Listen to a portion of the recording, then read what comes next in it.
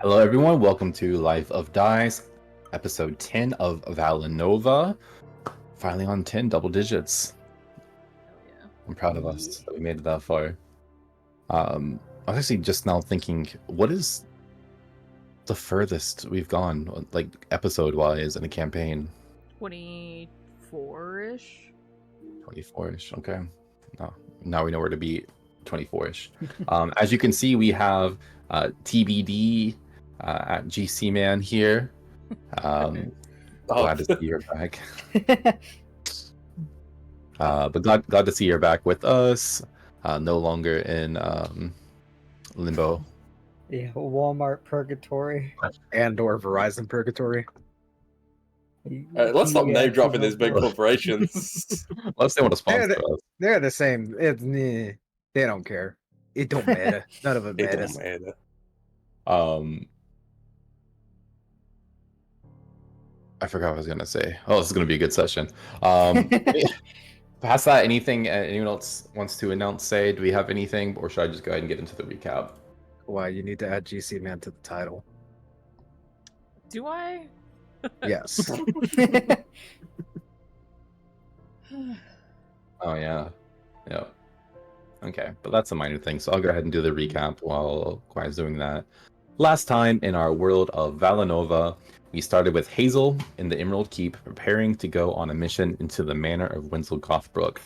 Led by Justakar Yandri, they start by arresting Banneret Almori, who was caught red-handed allowing trespassers into the manor. Before being led into captivity, she claims that she was ordered to do so by the Knight Commander of the second chapter. Before departing with the captive, Justakar Yandri tells Hazel that she is in charge as per Justakar Ethbert's orders. Through the manor, the crew of knights ascend through a semi-armed layer of tramps before running into Magister Winslow Gothbrook at the bottom floor, where he seemed to be somewhat surprised to see them, stating he thought the raid was the next day. The knights fight in a tough battle with Gothbrook being aided by some sort of blood ooze creature. One by one, the knights fell, overwhelmed. In an odd twist, Gothbrook cast Spare the Dying on Hazel, stating that Justakar Ethbert still has plans for her yet. Upon regaining consciousness, Hazel finds herself in a room with the dead bodies of the other knights, all with wounds from her axe across their bodies, and Justakar Ethbert and a squad there to accuse Hazel of being a traitor, with Banneret Almori apparently claiming Hazel to be her accomplice. Leaving Hazel alone in the room, she looks for ways to escape but isn't able to do so without drawing too much attention. Suddenly, a knight appears in the cell with Hazel through a magical door and gives her a needle which inscribes the Shatter spell onto her hand. Using the spell to escape the cell, Hazel begins to run away through the Emerald Keep dungeon. Yeah, it's hard to say. There, she finds Banneret Aomori in her cell, and the two get out together through the sewers and head towards Petra's place in the waterways. Elsewhere, in Vista Heights, Moon and his circle keep preparing for their gathering of the full moon. Petra's daughter Sarah had just been talked down from transforming the entire gathering into werewolves, but drops the big news that she is pregnant, which largely fueled her desire to force the Flowers family's acceptance. With the essence of werewolf hidden in just one candle that made it into the masses, Moon finds it with an old woman and, through some difficulty, gets it from her. While disposing of it, Moon hastily crushes the candle with his hands, getting some ooze on them. At the party, everyone begins to prepare for potential werewolf incursions, but Sarah gathers her massive 50-wolf army, many new recruits showing up when she calls. At the party itself, Moon drinks uncomfortably and ends up kissing Draven.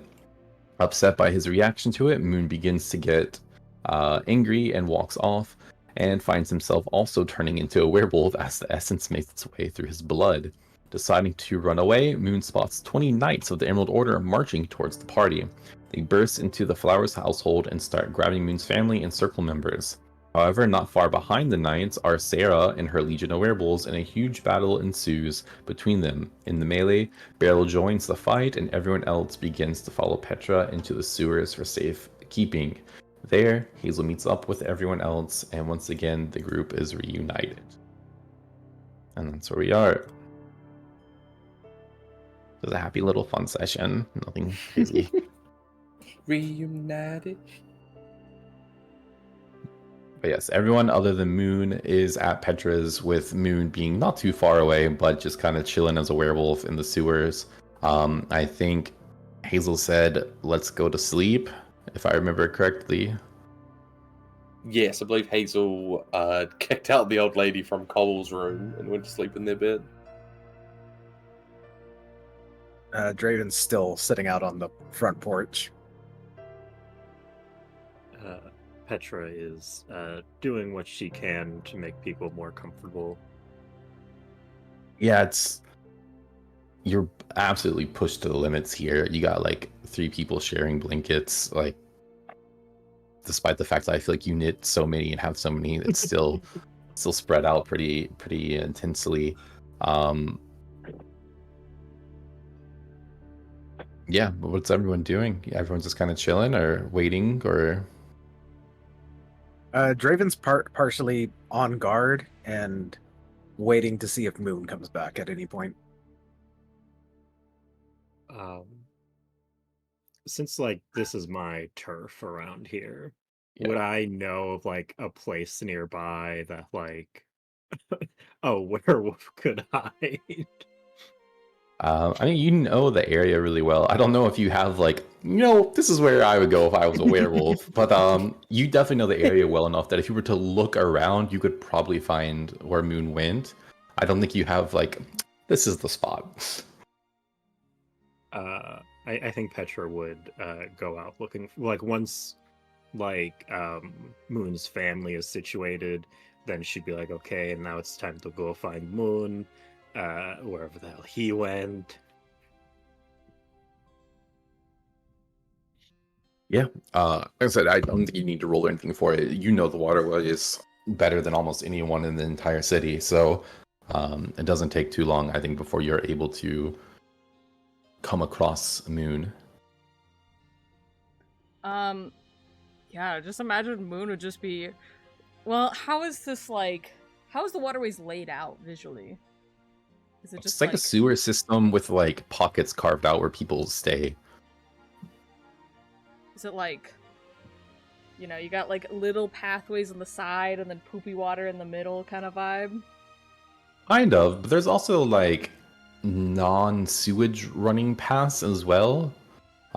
People have kind of made this their own, so things have been like carved out over like hundreds of years. So there are like little recesses and things like that. There are also like central areas where like those little poopy waterways come together and like coalesce into like a larger, like almost like dome-shaped recess. Not recess, I don't know, it's underground. So but it has like a dome-shaped roofed areas where there's like a central hub essentially.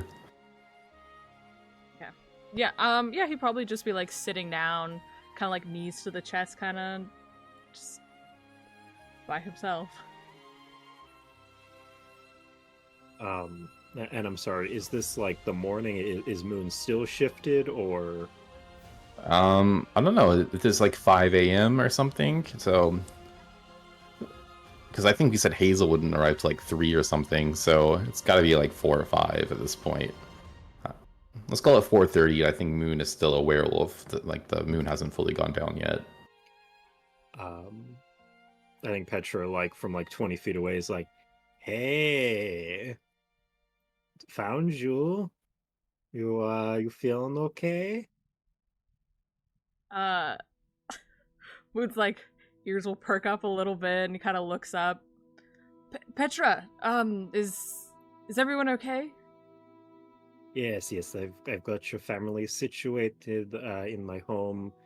Draven's outside keeping watch. Hazel returned. That's a whole thing that, I'll let her explain to you, because that's not my story to tell, but, we're all together. Okay, that's good. This has to be her fault, right? I don't see a world in which Hazel would intentionally put your family in danger. I know she's a scumbag Emerald Knight, but even Hazel, I think, would have her limits. I don't know if she would consider us friends, but I think at least we've grown close enough that she wouldn't be like, hey, Emerald Knights, go attack this ritual ceremony soiree thing. I don't know. Petra, this is so bad. And I can't even be there. I have to go hide. Yeah. And I think like Petra has like now seen like Moon isn't like rage mode anymore. So I think Petra comes over and like takes off her shawl and like wraps it around Moon, but it's like really tiny on Moon. And just kind of like offers a Werther's original. Listen, things are rough these days.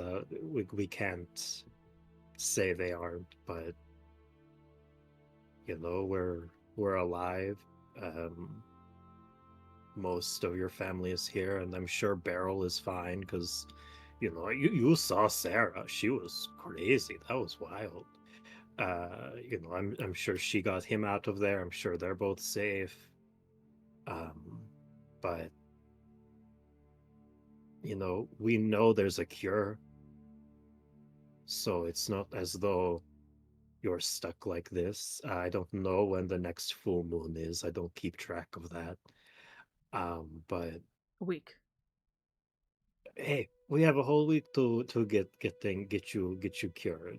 And you know, you can control yourself, so it's not like even if we had to hide you again, it would be dangerous. You know, you just come chill down here.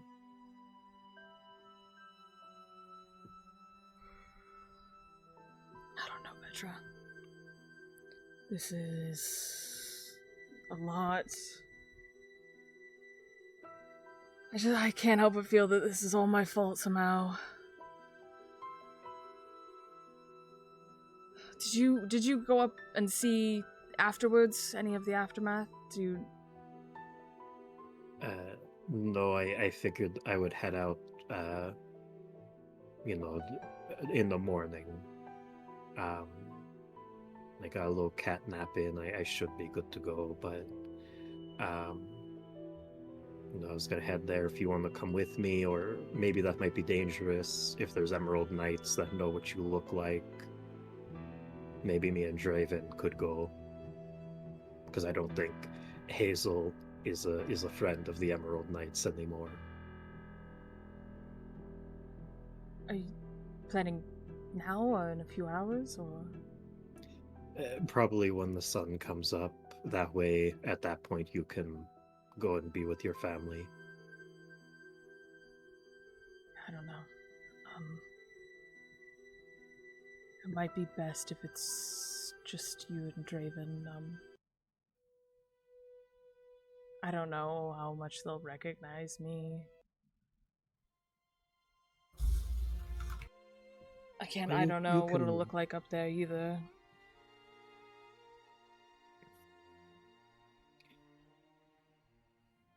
It's, you know, I live my life as an optimist.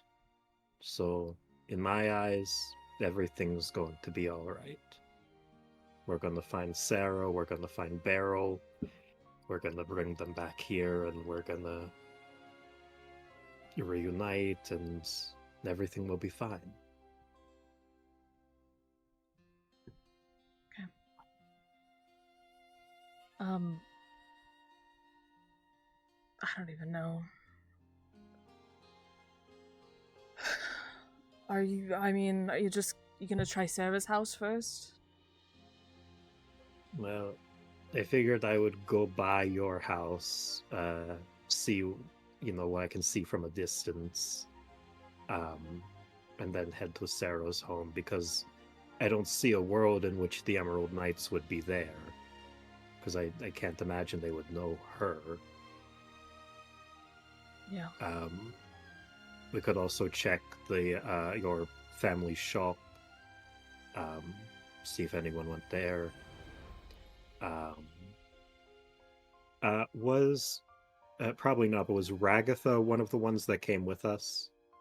No, you actually, I don't remember who it was, but someone saw that near the end. She also was like transforming and calling her pag as like Okay. reinforcements. So Yeah, okay, she I was remember somewhere now. up there in the fray.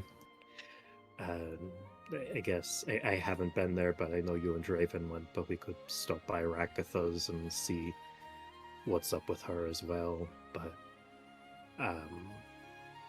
it's gonna take time. The city's so big, it'll take a while to get there, take a while to do the things, take a while to get back. So,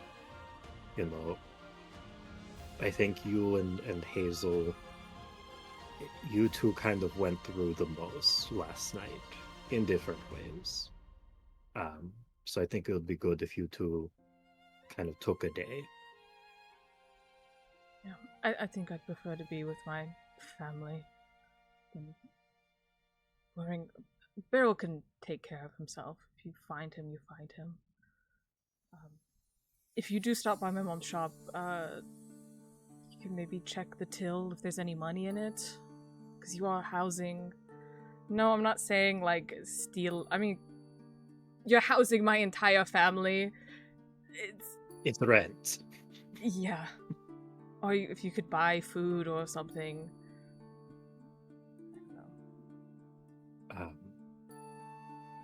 Do you have a key to the shop? Would I have a key to the shop on me?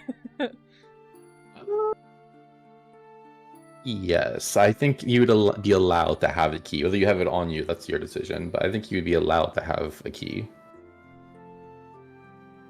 Probably. I mean, I feel like especially because we came down here, he would have probably grabbed it, knowing that there's a gathering, and his mom might ask him to work, so, like, give Petra a key. Mm.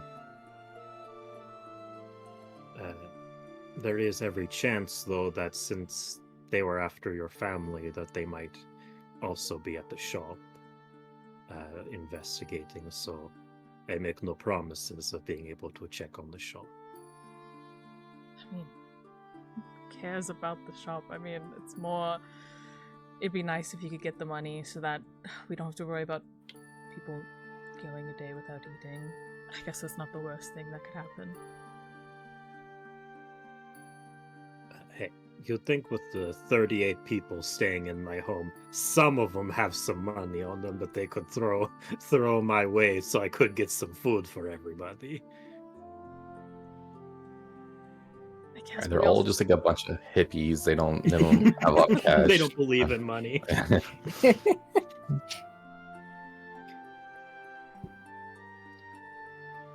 You don't have to hang around me. I'm fine by myself. You can head out with Draven if you want.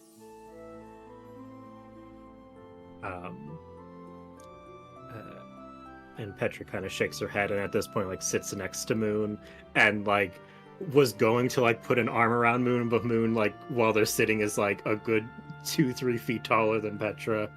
So she just kind of like puts a hand on Moon's arm. She's like, well, I'll stay with you until we can both go back. I don't think Draven will mind waiting. Okay. I don't think I can offer much conversation. We don't need to talk. If you don't want to.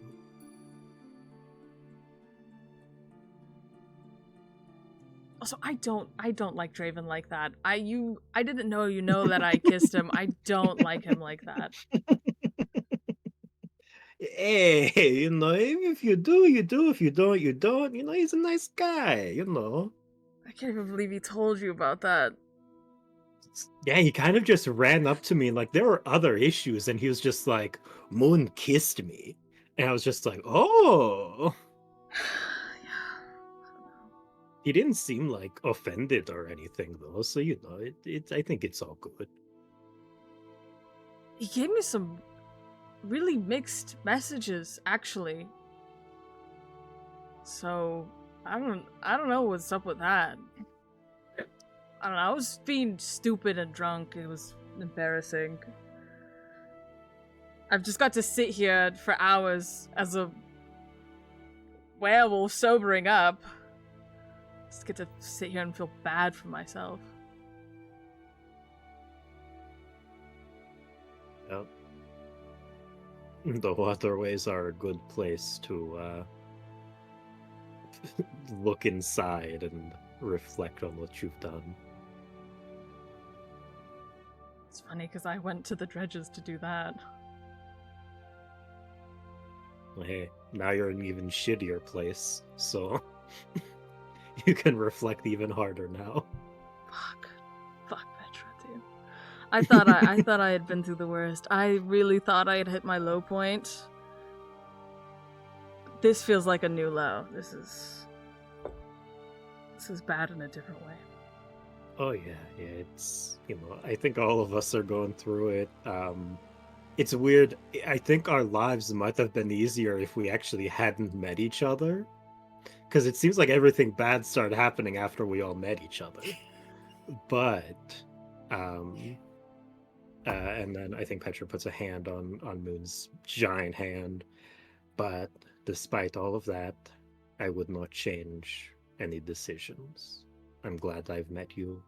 I'm glad to have you in my life, despite what you might think.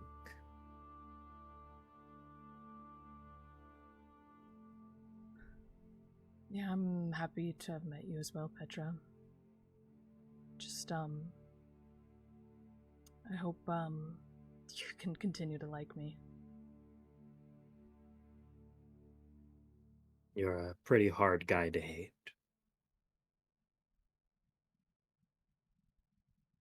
You know, most people end up hating me. I think it's pretty much my family that tolerates me.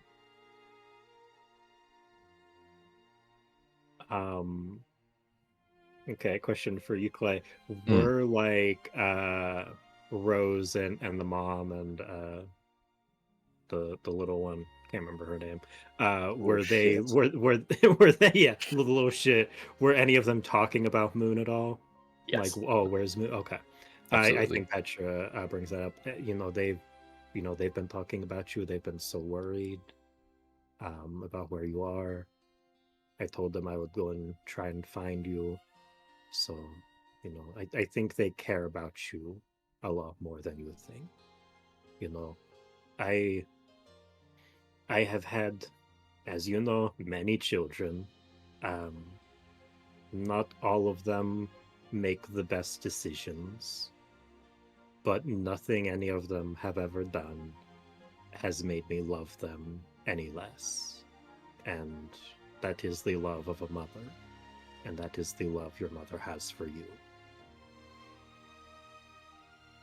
I know they care about me, Petra, but all I do is make them worry. 'Cause I can't get my shit right.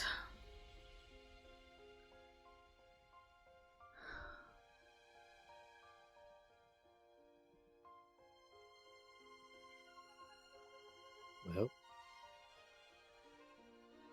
I guess that's something we can work on then. If you think you have shit that you need to get right, we can work on that together. Because you're not alone, Moon. You have people you can lean on. I don't know. It might be better if... Maybe it's better if they think that I just went missing after what happened last night. And I think Petra's hand, squeezes Moon's hand very tightly. My son Vikaros is missing, and has been for a few days now, and I cannot express to you the heartache that I feel for not knowing where my child is or if they are safe. You cannot do that to your mother.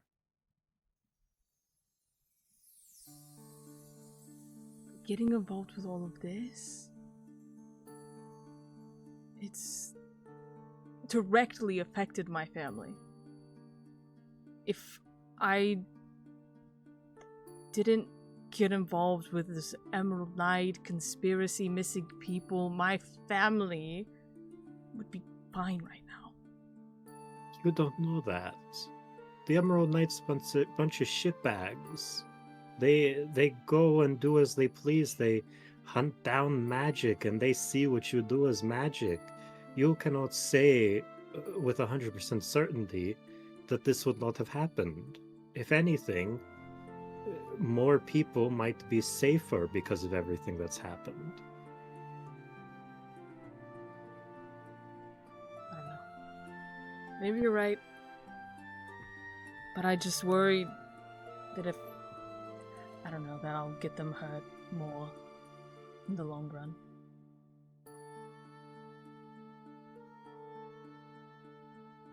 I think Petra kind of leans back and like pats her hands on her lap.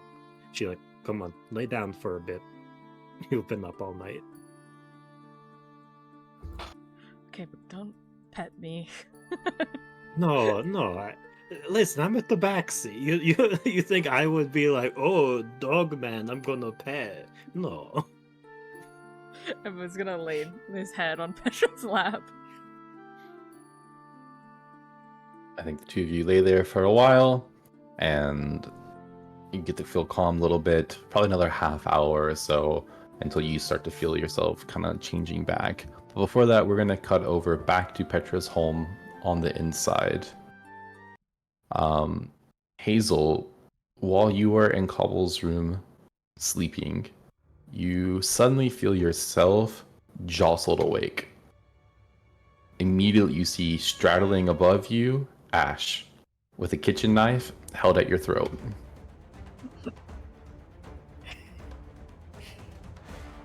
What did you do?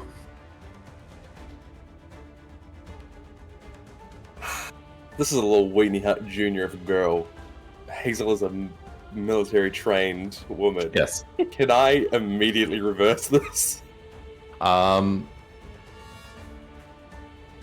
Yes, you could definitely attempt to do so. I'm gonna say roll a contested like athletics check. I'm gonna do disadvantage on her because she is not trained with a knife at all. Natural 20 for 26. Oh, I also got a natural 20 on one, but then a 9 on the other. So just that knife, kind of like as a kitchen knife, like unsteadily at your throat. Her eyes are like wide, and you see tears streaming down. What do you do to reverse the situation? I think with her middle hand, she grabs the knife, because that is probably an advantage she has learned to use, as that wouldn't hurt her. Grabs like the back of the same arm and like flips her in the bed, so now she's on the bottom. She's gonna take the knife and throw it to the side. And just like hold her down. And wait to see what she says. I think that you kind of roll over on top of her. You see it again, like her eyes are just like wet with tears. You take the knife out of her hand, take control of the situation, and she just kind of like screams out, but like not too much. She doesn't want anyone else to like hear this, and is trying to be as discreet as possible in the very tight quarters. Murder? Yeah. So she's just like, you stupid green bitch. This is your fault. What did you do? I promise you, I had nothing to do with this. And I wouldn't crawl my sorry ass back here if I did. Promise you that. Listen, maybe I don't care for you so much, but I care for your brothers. And Rose is okay, I guess.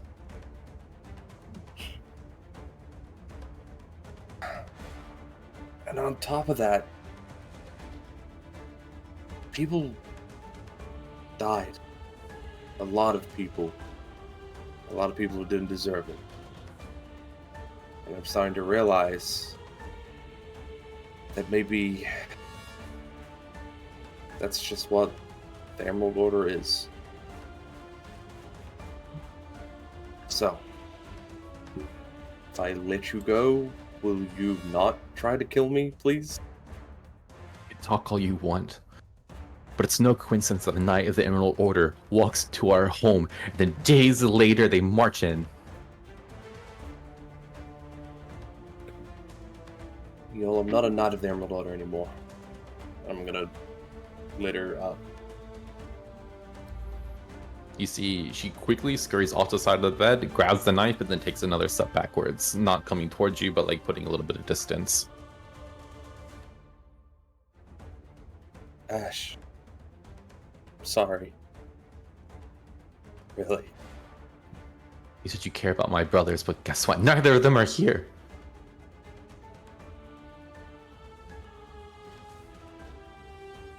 What are you doing? You here taking a nap?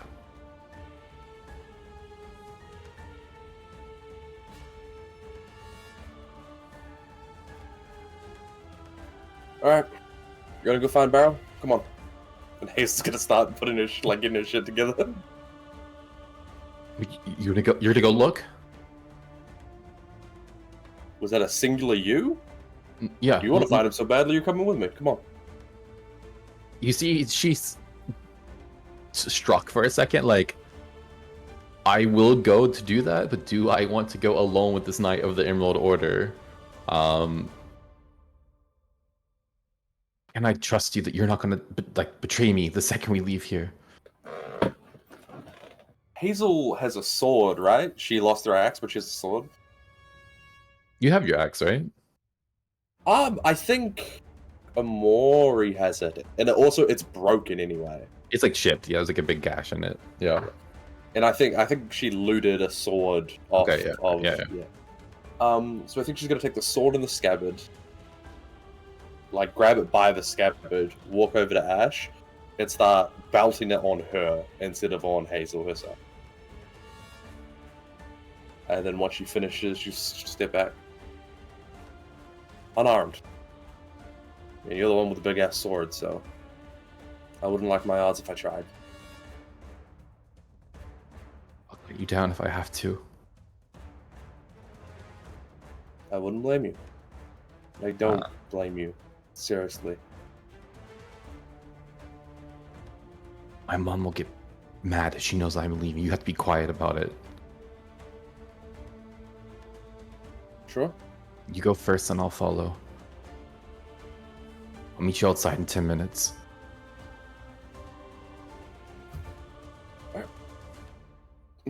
Hazel goes out the door. Where kinda Draven put is. up. Yeah. I think I'm just gonna walk by and kind of say hi to Draven and be like, I think I'm just gonna take a 5. Not by yourself, you're not.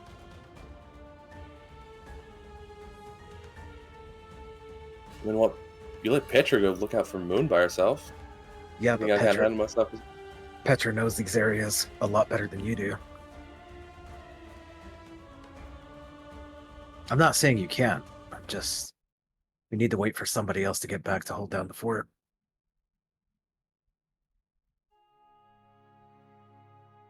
That's why you're staying here to hold it down. And she kind of looks over her shoulder back into the house. Between you and me, I'm not going alone. Just trust me. I need to do something. Who's going with you? Given the fact that there's one exit to this house, I'm gonna say wait 10 minutes and you'll find out. Draven kind of shifts himself and just eyes the door for the next 10 minutes. And in about 10 minutes exactly, you see Ash kind of sticks her head, looks around kind of weaselly, scampers out quietly as she can with the kind of sword clinking at her side, not used to walking around with it. Gets caught on the doorway for a second, has to move it back, kind of looks around, sees you. You're just kind of waiting out with Draven, or did you go further, Hazel? I think she would have walked a little bit down. And then she sees you first, Draven. Oh, hi. Hi. And she kind of looks away bashfully and kind of moves her hair out of her face. I am gonna go do something. Please don't tell anyone that I'm off doing something. Let me guess, you're gonna go look for your brother. Yes. Tell you what. I'll let you hold on to the sword. I'll go with Hazel, and we'll take a look. But it's up to you to hold down the fort.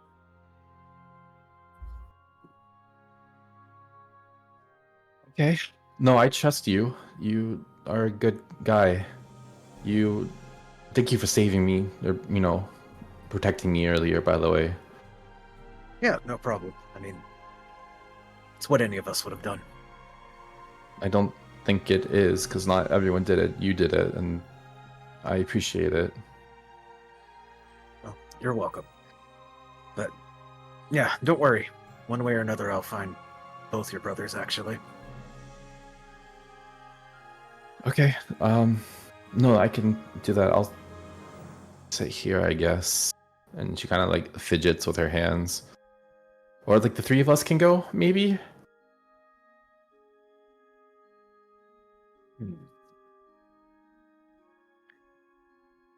I think it's best maybe you stay for now. If we find any trace of Beryl or Moon, we'll bring you back and we'll take you along with us. But right now it's too hot with the Emerald Order running around. I don't trust Hazel. I've known Hazel for a little while now, and there's a lot of things she is, but she's not a liar, so I trust her. Watch yourself. It'd be sad to see you. Anyway, just watch yourself. Don't worry, if anything bad happens, I'll pop the arm off like a toothpick, and he kind of gives like a sheepish wink. You see she like blushes and turns her face a bit when you wink at her.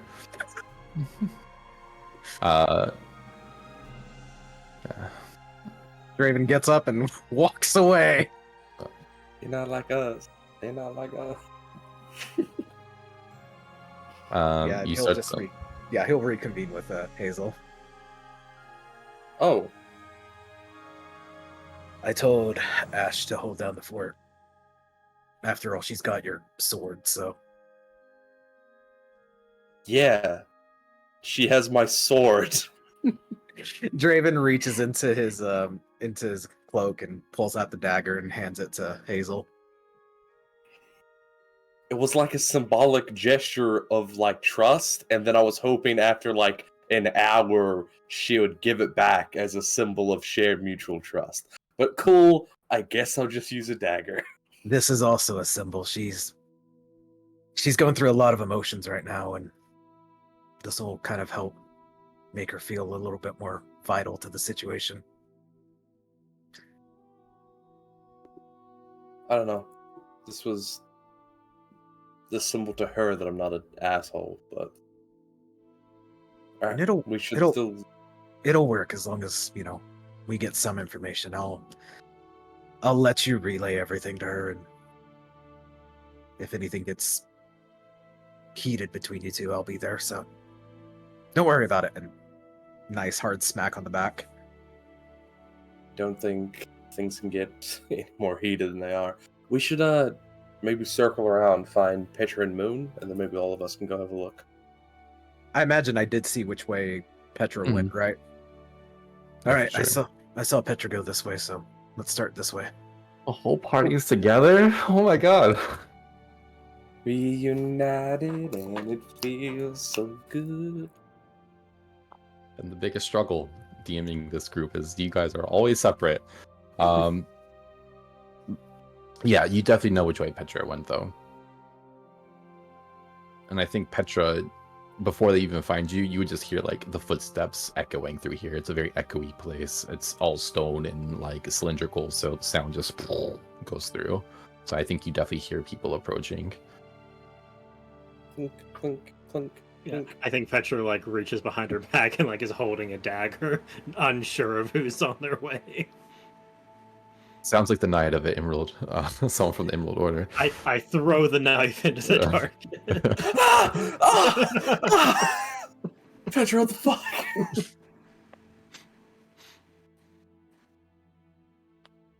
Hello? Oh, hey. Hey guys.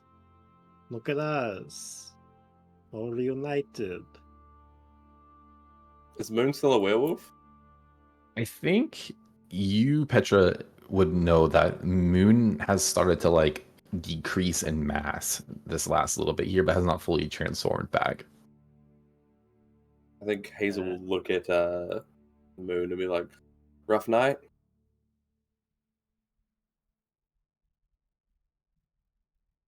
Same.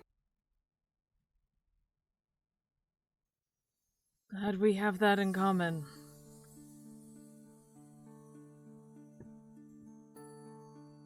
So we're all back together, huh?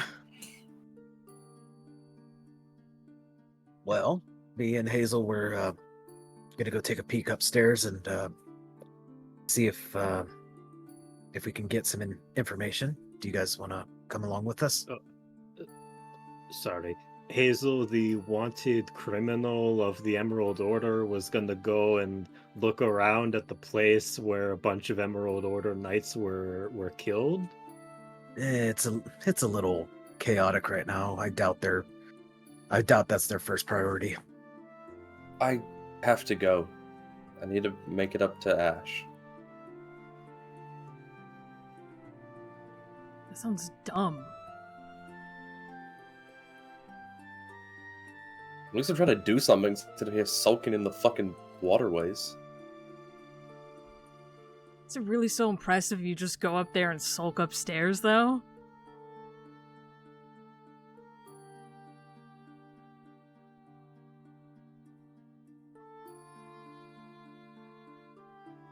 You're the only person sulking, Moon. We're all trying to get shit done. You've been handed a shitty fucking hand. So pull your shit together and do something about it. Maybe I I'm sorry fucking for whatever will, all right? Fine. Fuck it, let's go. Why not? See, I like this energy. Moon's gonna... See, instead of sitting around, we're getting shit done. It's gonna be great, Draven, guys. shut the fuck up. Let's fucking go. Look at this energy. Let's go. Moon's gonna Okay, start so- walking out. So the four of us are gonna go somewhere else, leaving 38 strangers in my home unprotected. Still thinking the Moon is missing. Okay, this was meant to be a me and Ash thing, and I feel like the group co-opted this outing. So if you guys want to stay, I just thought it would be easier as a group. You're gonna take my sister out there? After everything that happened, you're gonna sneak out? You and Ash? She wanted me to go do. I was in bed. She wanted. Hazel thinks if she wants to add a very specific detail to the story, but stops herself. She wanted me to go do something about Barrow, and I felt bad. At the moment, she thinks both of her brothers are gone. Gonna go help her find at least one of them. Okay, I get it, but she needs to stay home. Don't worry, I made her stay. So Yes, because teen girls always listen to adults. Petra, if you want, you can go back to the house. I mean, it is your house, and you did bring up. You brought up a really good point. We I can just thought- circle back and make sure she's actually at her post. I just thought it would be really nice for all of us to travel together for a little bit, but you know. Oh yes, I'd love to travel with all of you. There's just logistics. Also, how does werewolf shifting work? Are like Moon's clothes just like ripped to shreds? I Or do they said earlier it form was like into- Hulk style, but that's actually not true. It's Okay. your stuff changes with you. Okay. We should at the very least let your family know that you're okay. So they only have to worry about one child. Okay. But I'm like this right now. Well, yeah. We'll wait like fucking looks at a wrist with no watch. Wait like fucking half an hour. Great! Let's do that!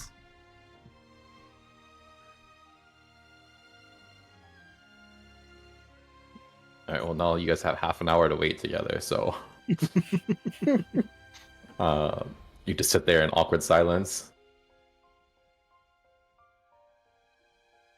I mean, Draven was going on Do we have to roleplay the awkward silence? No, Like, no, what's no, no. going on? I'm asking. I'm asking. Are you guys just chilling for half an hour, like kind of like, or Draven, you're going already?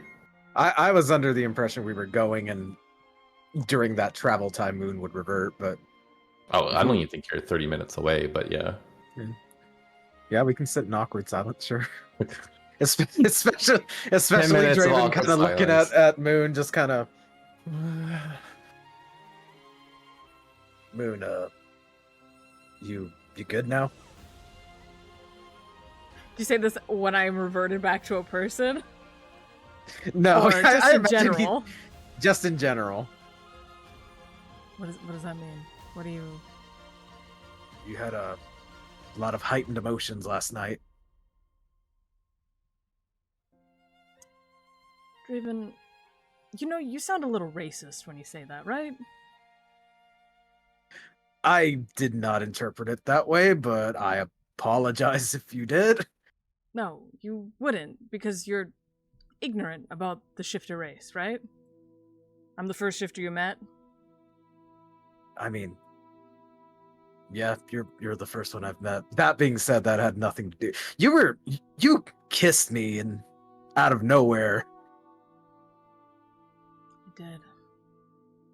You guys kissed? Yeah, they kissed.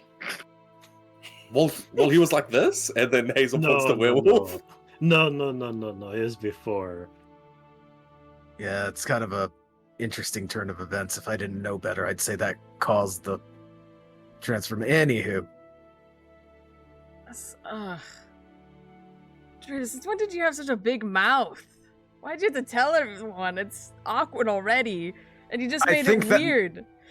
I Is think that that's even the appropriate to say in front of Hazel? She's like 17. Okay, it's. we're talking about a kiss here. I was gonna say. So you guys like married now? How does that work? God damn it, Hazel.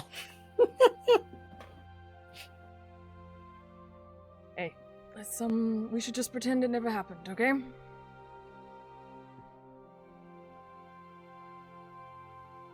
I mean, if that's what you want. Could really go for a sandwich right now. Well, lucky for you. He reaches into his pocket, pulls out a little finger sandwich. Score. Probably a ton of food still, topside as well. Oh, I thought you were gonna say like at pictures, like people were like, "Okay, we're all gonna die, but like you can get all this shit." There's at least one person who did that, I assume. That orange juice isn't gonna last a night. We finally got rid of it. This is what we needed. This is why the plot led us here. It's for that reason alone. But yeah, you guys chill. Eventually, Moon, you start feeling your body get smaller and smaller and smaller, and you're kind of like shedding hair until you are back in your original form. Some of it is very uncomfortable to come down, but it's no lasting damage or soreness, but you just kind of feel like your bones popping and snapping in ways that accommodate your natural frame. But you're able to make your way back to Petra's home to kind of let everyone know that you're alive. And the first person there is Ash, who is kind of like rocking in a rocking chair on the front porch, like holding the sword like to her chest, and sees the group of you coming. Wow, that was fast.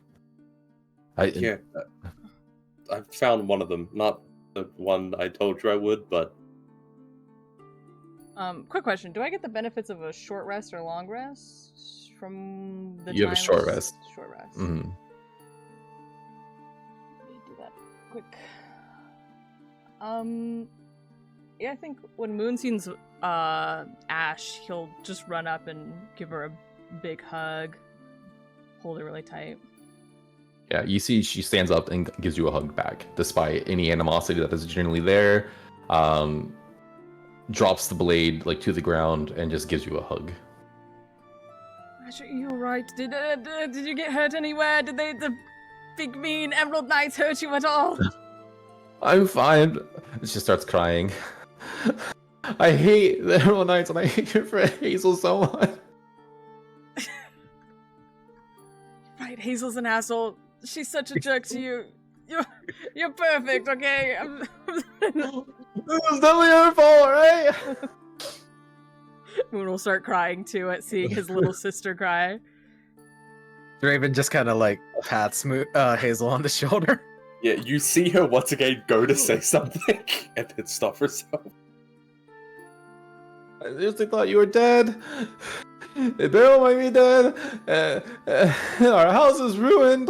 I think my room is messed up. All of my stuff. It's okay. Listen, we're gonna go back up there. We're gonna go check it out. Do you need anything from your room? I'll break in and I'll steal whatever you want. My matches? Okay. We can find that. That's doable. They calm me down. I know. I know.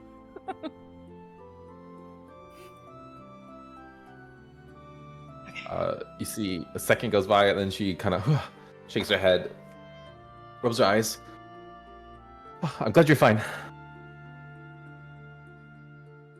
Don't worry, we'll find Beryl. I'm sure he's tough. Okay, he'll be fine. Yeah, I'm sure. Okay, just be careful, okay? And then please watch yourself and watch your back. And kind of side eyes Hazel again. Yeah, believe me, I'm watching it.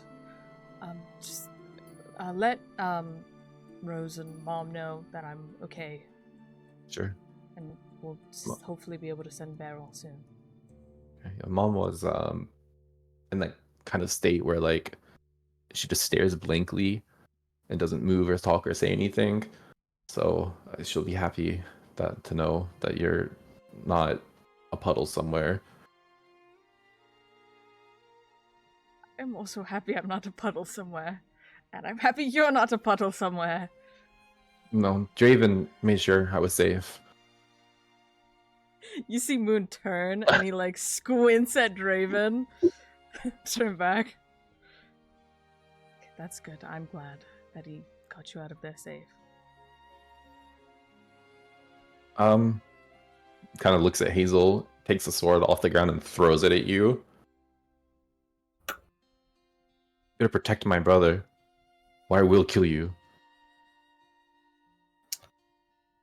Honestly, after before, I believe it. Thank you. Looks at you, Moon. Seriously, I'll light her on fire. I'll help you if she tries anything. Okay. Okay, Head be back careful, be inside. safe. Yep. Okay. Goes to talk to your sister and your mother. Let them know that you're safe. Moon turns around. He's got a big smile on his face. She's so adorable. I love her so much. Yeah, she's a great kid. Great kid. She really is. Perfect. I think I did a And really that good whole- job raising her. That whole pyromaniac thing is so cute. It really is, though. You know, it's just her shining creativity.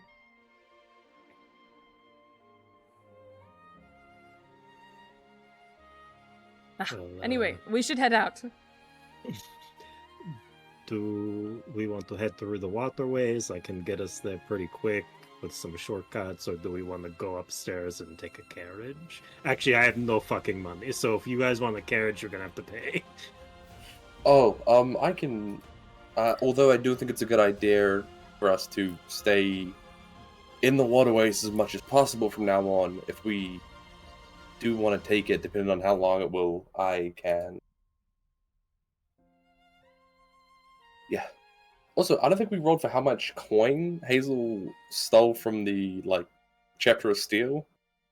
Oh, did we not? Okay. Because I have What did I- 17, but that was from the first half of the set, like Greg Antonio and shit. All like right, that. right. Roll. Let's see. There were 20 knights, and you looted all of them, or Mm-hmm. okay. So let's just call it 20 times a d6.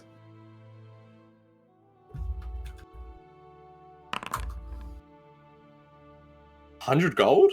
100 gold. 20 or 20 knights. So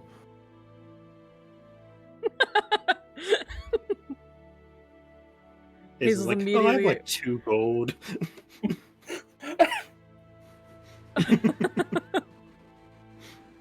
She pulls out like a gold piece. I can shout us a carriage ride. It might be better though to go through the waterways, and that way I can take you through that way, and hopefully you can kind of memorize it a little bit, so that if you need to go that way without me, you can make it. Good idea. Hey Hazel, I hate to ask after I just get. Can I have my knife back? Yeah, no. Thank you.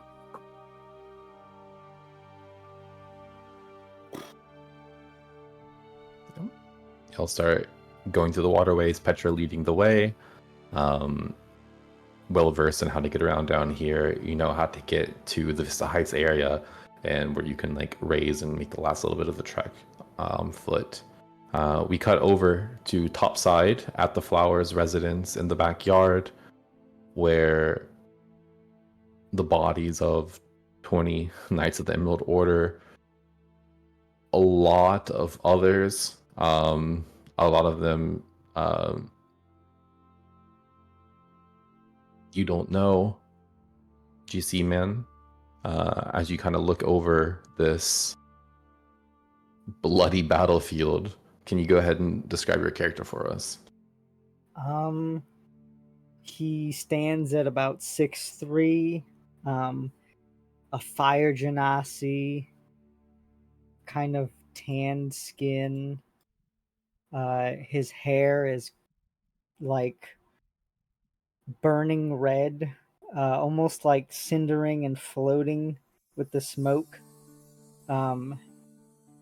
Not fire, but the color of fire. He's got longer hair as it almost floats and flows with the smoke. You see just kind of like no shirt, but there's an ethereal like glow of almost like scale armor over him. And then he's got his pike out.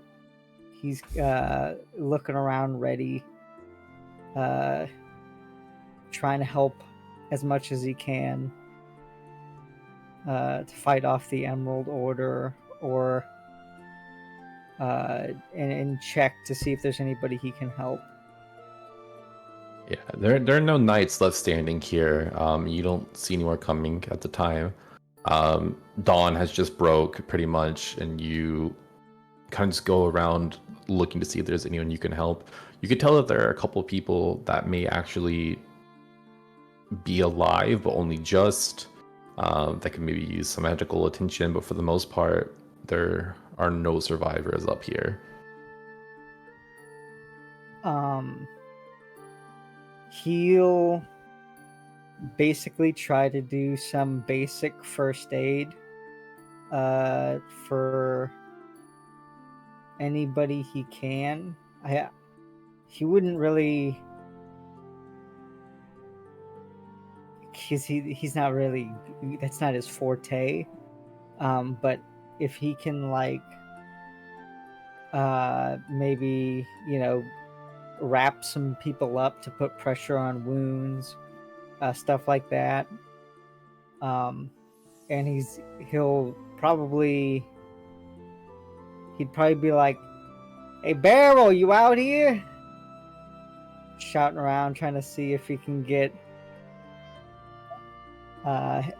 Beryl to call out or if he's still fighting to shout out for help. As you're kind of standing here in the aftermath, you don't hear any response from Beryl. You go around, you're trying to like put pressure on wounds and stuff. Go ahead and make me a medicine check to see like how much you're actually helping here. Let me see. First roll. Roll this. I'll just roll a d20 because it's flat.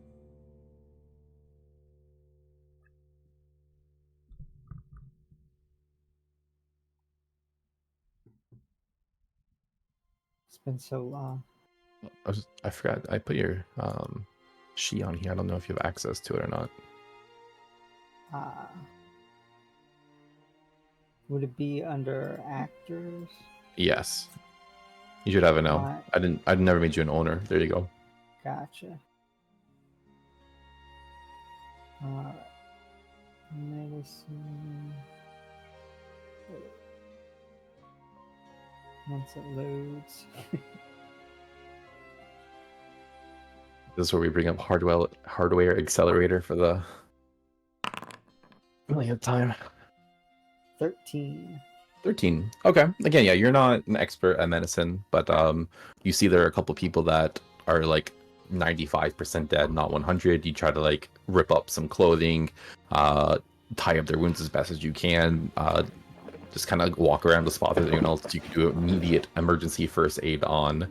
And as you guys are doing so, the rest of the party begins to approach the Flowers household coming from the waterways, and you see again absolute carnage before you. The Flowers home like halfway like in flames, like it looks like it like got charred, bodies strewn about everywhere, and you see a single figure out walking around amongst the bodies and the carnage.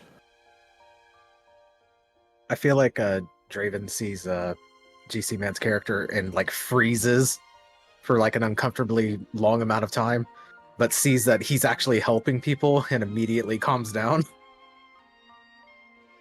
And just kind of looks to the party.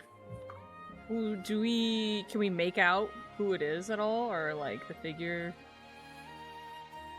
I mean, you can get close enough, I think, but if you're close enough to see them, they're close enough to see you as well. So,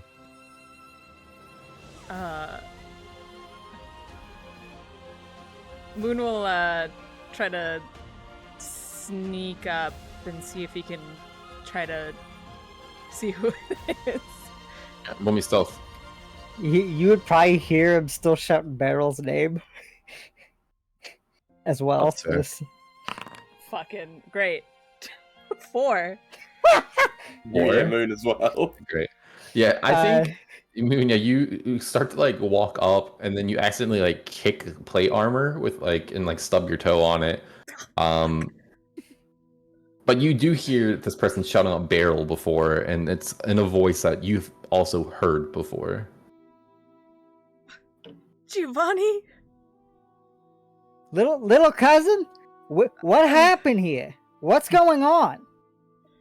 It's bad. It's bad, Giovanni.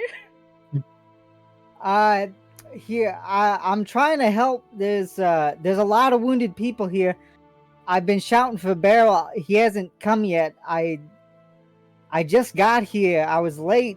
There's been a lot going on. I can see, it's not just me. Do you guys want to help with like first aid? There's a lot of injured people here. I'm not very good at it. I've just been kind of putting pressure on wounds. I'm gonna go look for Beryl real quick. I haven't found him anywhere. Yeah, we're here to look for him too. We should probably keep it down. Just, this is like an active crime scene, I guess. I don't know how long we can stay here before, I don't know, the Emerald Knights came and they attacked my family. I don't know why. Jesus, why? What's Giovanni, been going on? They're Emerald Knights. Come on. It makes sense, yeah. I mean, I'm not saying that. they're rats, but you know, usually they wouldn't go be so bold. This is a mess. If I look Um, around, how many people look related to me that are bleeding out, dying? I will say there are not a lot of people who are bleeding out, dying. The vast majority are dead. Dead. There are a couple people that might be able to be saved that just kind of got left under like a pile of like two people and are like groaned just loud enough to get some notice. You have a large extended family. Go ahead, roll me a d20 to see how many look like they are related If to you. this is when I roll. Hit that 20. Hit that nat 20. You already got rid of your 4. 3. Which does check out. For the most part, people fled. There are a couple that were like kind of like Petra and like stayed and like were like hucking spells a bit, but the vast majority of the melee was just fucking werewolves versus knights. So most of the people that were like members of this like circle, this party, absconded and fled somewhere. It seems you don't actually recognize the vast majority of the people that are here. Moon will try to, any of the people who are still left kind of half alive, he'll try to assist.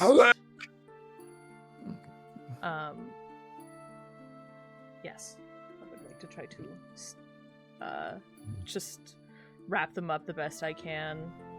Go ahead, roll me medicine as well. Can I use guidance? Mm-hmm. Dear God, please help me save this leg. 17. Yeah, you go around 19. plus 2. Oh, even better. 17 was already good. Yeah, you go around with Giovanni, start trying to patch people up. You find a couple people. It says a couple people that in like this pile of bodies that you're able to find that are still kicking, and you get the sense that most of them are like probably werewolves, and so they were able to kind of regenerate a little bit and keep kicking, but still they were hit by silvered weapons. All of the knights of the Emerald Order had silvered weapons, so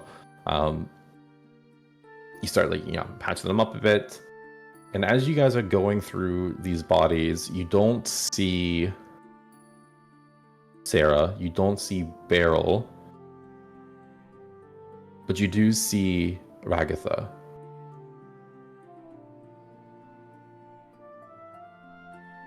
Dead. Can I look her over? Can I see cause of death? Was she stabbed? Or was she... Yeah, blades. Definitely? Yeah, Okay. absolutely. Like sliced, stabbed, skewered. As a matter of fact, I would say you would see the knight that killed her. They're probably in close proximity, and it is a member of the Steel Legion, Chapter of Steel Legion. That's Warhammer or something. Yeah, the Chapter of Steel. Oh, Ragatha. Damn. Okay, guys. We need to, I don't know. I need to get some stuff from my house. I'll be back. Run over to my house. Do you want me to go with you? Run over to my house. You run over to your house. The first floor is barely recognizable anymore. Everything is just like thrown about, tossed, turned, burnt, wrecked. I will first head up to Ash's room to see if I can find her matchbox. Yeah. The second floor is relatively untouched. You can tell like knights went up there, and in like the moment they grabbed her from her room, like there was a bit of a struggle. So some things like knocked over, knocked down. You see still lit, but like about this big is the candle that you got her. as well as the matchbox on like a dresser next to it. I'll put out the candle because that is a hazard, and the house is burnt enough. Can I search around her room? She did only ask for her matchbox, but I try to search around to see if there's anything that seems significant that maybe she didn't think of to ask for me to bring. I mean, what do you think? What type of room does Ash have? What do you think all is in her room? I think she has a very typical like teen room, whatever that means. Yeah, I don't know. I feel like she probably has just a lot of burnt plants. I think she but she burns the edges for fun to give like a design aesthetic. I also think you find that there's like a crude drawing of Hazel that's also like been partially burnt. Living in her mind rent free. Just like get over it. I'll probably grab her a change of clothes. Yeah. And then I think I'd head to my sister's room, Rose. And I added this to my backstory. Okay. I don't know if you had a chance to read it. Oh, the newest version? No, I haven't. All right. It's ever evolving. It is. No, I added that she'd have a special flower or plant. Okay. It's the plant that's like culturally significant to my family that they use the nectar for. Yes. So he would go into her room to grab the plant, which would just be like a little pot. Mm-hmm. Man, fuck it. Hey, can I try to search the house for some money too? Yeah, roll me investigation. I won't use guidance on this. He's not gonna pray to God to find money. Please. Look at me pointed at the couch. 16. 16 is pretty good. Roll me a d6.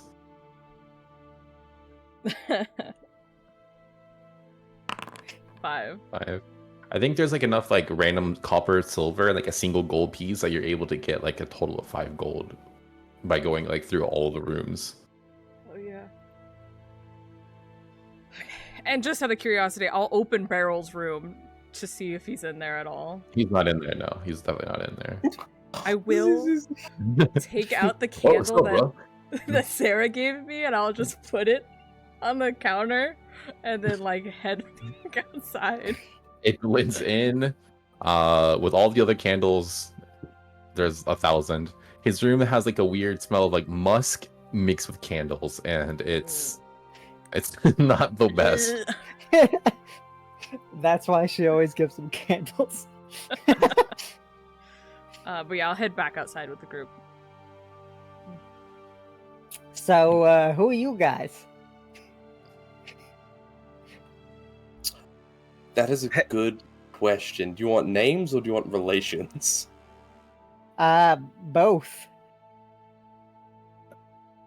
I'm Hazel, and I kinda know Moon. All right. Well, that's something. My name's Draven. I'm kind of a handyman, but yeah, I've been hanging out with Moon and the group here for a while. Okay. I heard you yelling out Barrel's name, so you know Barrel? Yeah, he's my best friend. Oh, so you must know his wonderful girlfriend, Sarah. Oh, yeah. Yeah, I'm Sarah's mom, Petra. Oh, it's nice to meet you. And Yeah. go for a handshake. Yeah, Petra like went for a hug, but like he's like, oh, okay. Go grab the hand and go in for the hug as well. Yeah, he's a little rascal. He talks about her all the time. You know.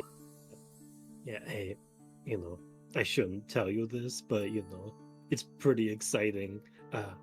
Sarah's pregnant. Oh my God, that's crazy. I couldn't imagine Beryl a father.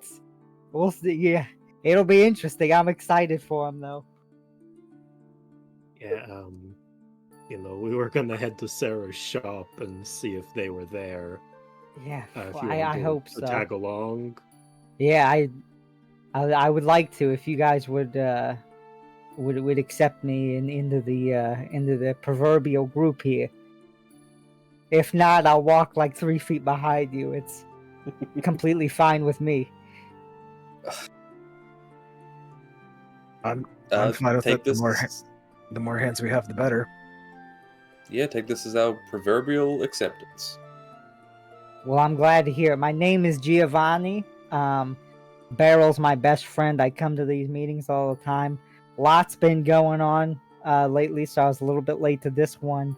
And it looks like shit hit the fan. I have no idea what's going on here. Do we know? Did everybody? I'm not seeing a lot of familiar faces here. Did most everybody get out? Yeah, everyone in armor, Emerald Knight, everyone naked, werewolf, and everyone else is in the sewers. Okay, well, I'm glad to hear there was at least some people made it out of this carnage. This is frankly horrible. I can't believe the Emerald Knights would do something so deplorable. I mean, I can. They're garbage people, but I mean, this is crazy. Yeah, they are.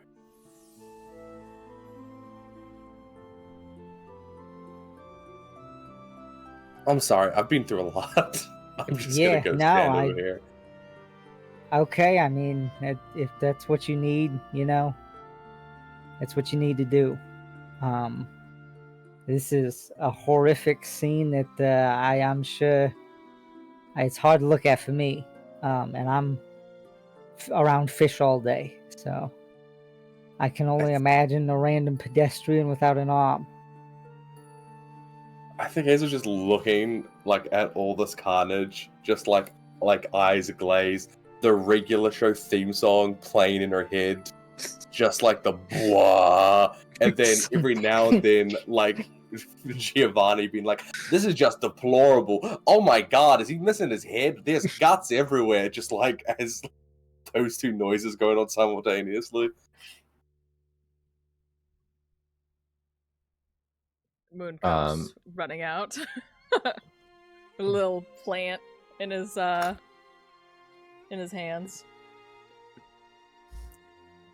Okay. Where do we want to head to the shop? Now? Yeah. We need to get over there as fast as we can. I mean, hopefully Barrel's over there. Everyone just give me like a minute, and Hazel was going to, and I know this is like such a broad ask, but she's pretty good at investigation. Could she maybe search for any clues of like, that's a barrel-shaped footprint right there, like anything? I think it'd be very hard, but you can roll for it. There are like hundreds of people here, so. Well, here's a question: you just said, "Give me a minute," or are you like active? Like, did you let us know you're looking for Barrel? I probably think Hazel would be like, "Just give me a few seconds to look around. I'll see if I can find anything." Moon would give you the information that Barrel normally turns into a bear. So to look specifically for perhaps bear footprints.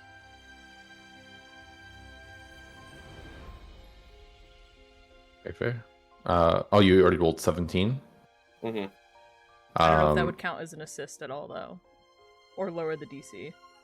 I'd say I'll lower the DC, because we've already got the roll with it. I think you are able to find evidence of a bear traipsing around here. With a 17, I also think you're able to find evidence that he did not stay a bear, that he was like back to a person. And you see like some big barrel footprints that do look like they head off, that are surrounded by a bunch of like armored footprints and wolf footprints, but they do look like they lead out into the street somewhere. Okay. I mean, he was here, but that's not exactly much. We should, yeah, let's go check the shop. It does look like he walked out of here, though. So you get that sense. Well, Right. You start Leave him going die. to. You start He's going to not here. stairs. Oh, fuck's sake. Say what you want to say, Sam. I'll wait. I'm just trying to You move just to the keep next pausing, and because I'm giving you time. Ah. You guys go to Sarah's candle shop. Please, DM like that for the rest of the session and make my life so much easier. You go inside. You look around. Go ahead and roll investigation. No. Yeah, you guys get there. There's no problem. You start going to the Sarah's candle shop, and you see the first thing when you get there is that the door is still like left wide open. Giovanni would, as soon as he sees the door open, kind of like rush in and, I sure and look would as well. around. You get a little Petra Giovanni like shoulders at the door frame trying to squeeze through first. You gotta like vie for position. And he'll be like, Beryl, it's Gio. Are you here? You call out into the shop, and you hear back, Beryl's up here. And then, yeah, Gio will head up. Petra, you recognize that as Sarah's voice coming back Oh. down to you. Before like Giovanni even had a chance to speak, Petra was like sprinting up the stairs. Up the stairs. And you come upstairs, and you see Sarah, who looks relatively okay. You see, even now that she's reverted back to a person, that she has like a gash that goes across her face, but seems to be standing relatively okay. You see Beryl in Sarah's bed, just kind of sprawled out there, bandaged up, and you see that he is from the shoulder down, missing his left arm. Oh my god, I can't believe I wasn't there. Is he awake or is he? He's like unconscious asleep right now. You see Sarah looks over at you, very stressed. Petra. Oh my god. That was... God. I think Petra just goes over and holds Sarah for a bit, probably until the rest of the party makes their way up the stairs. Yeah. Mechanically, would Cure Wounds do anything to help Beryl, or does he just need rest at this point? Like, has Sarah bandaged him properly? Mechanically, no. I would say, like, in terms of like RP, if you give him like a Cure Wounds, that'll like help make that wound heal. Yeah. But he's like not in death saves. Just resting. He's the father of my grandchild. I'm gonna roll. I'm gonna spend a Cure Wounds. Do you want me to even roll it? No, that's okay. But you pop some healing magic. He kind of stirs a little bit. Ugh.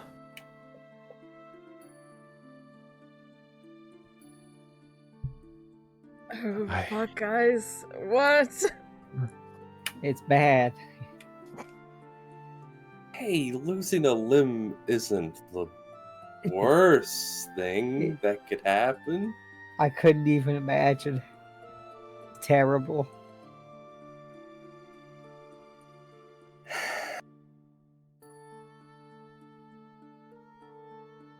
I feel like Draven like sees that, you know, at this moment everyone is for the most part like okay, and he quietly kind of goes back downstairs and just kind of closes the door and just stands on guard as everyone kind of hashes it out.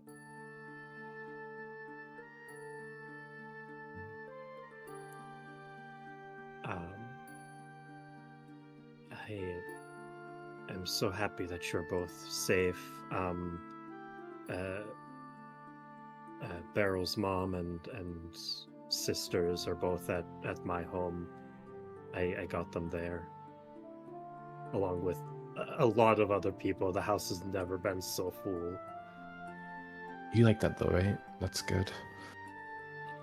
Sarah, I won't lie to you, sweetie. There's like 40 people in my house. It might be a bit much even for me, but you know, I'm not gonna kick them out or anything. But I'm so glad you are safe. You Me did too, I'm glad. so well. I'm glad to see that you're fine. Yeah, I had to fight hard.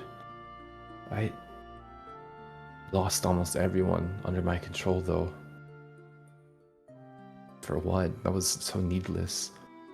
I was out patrolling those wolves and suddenly, you know, we smelled the nights coming and I had to shift and pursue. And I wish I could have got to them quicker, but we were far and we had to leave the wolves out. There's no telling what they were doing. We'll fix it. We'll figure it out. We got time. Full moon isn't till another week, I think. And we'll figure it out. Beryl lost his arm. Hey, it's not the end of the world. She like gestures to Hazel, but like, hey, Hazel's kind of badass, and she has a metal arm. Maybe we can get Beryl a metal arm, and then the baby might have a metal arm. I don't know why the baby would have a metal. I hope my baby is born with both arms.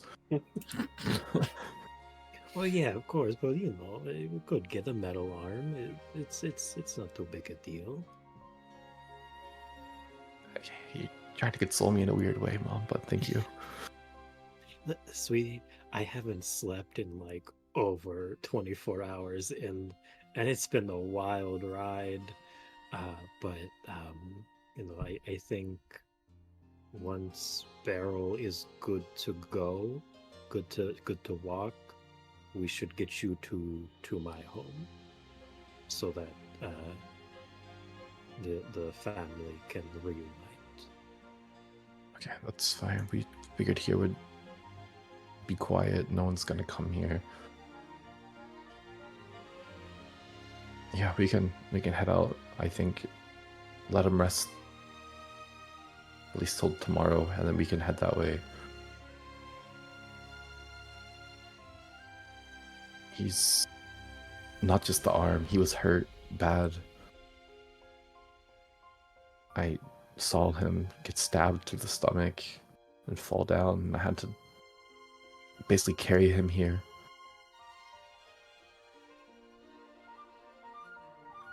I had to leave behind others to finish the fight. Maybe I could have saved lives if I stayed. I don't know if I made the right choice, Mom.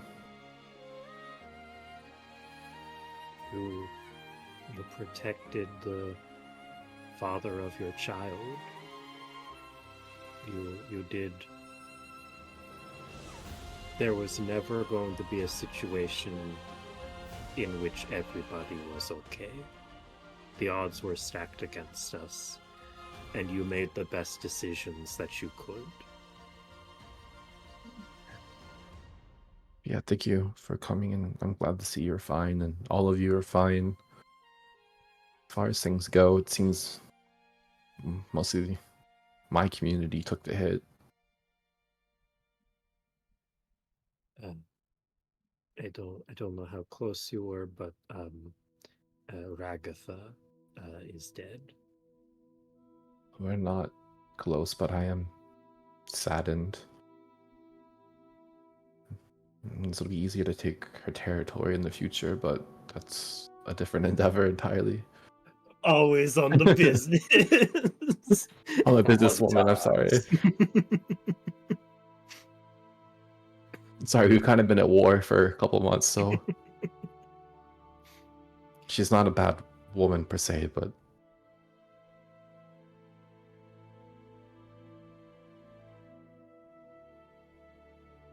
and I think Petra just kind of goes and like pats a chair for Sarah to like just sit down, and Petra would just kind of like keep a hand on her shoulder while Moon and Giovanni tend to Beryl. Can I Yeah, actually look Beryl over and try to get a better idea of like how bad's the damage other than the shocking missing arm? Roll me medicine.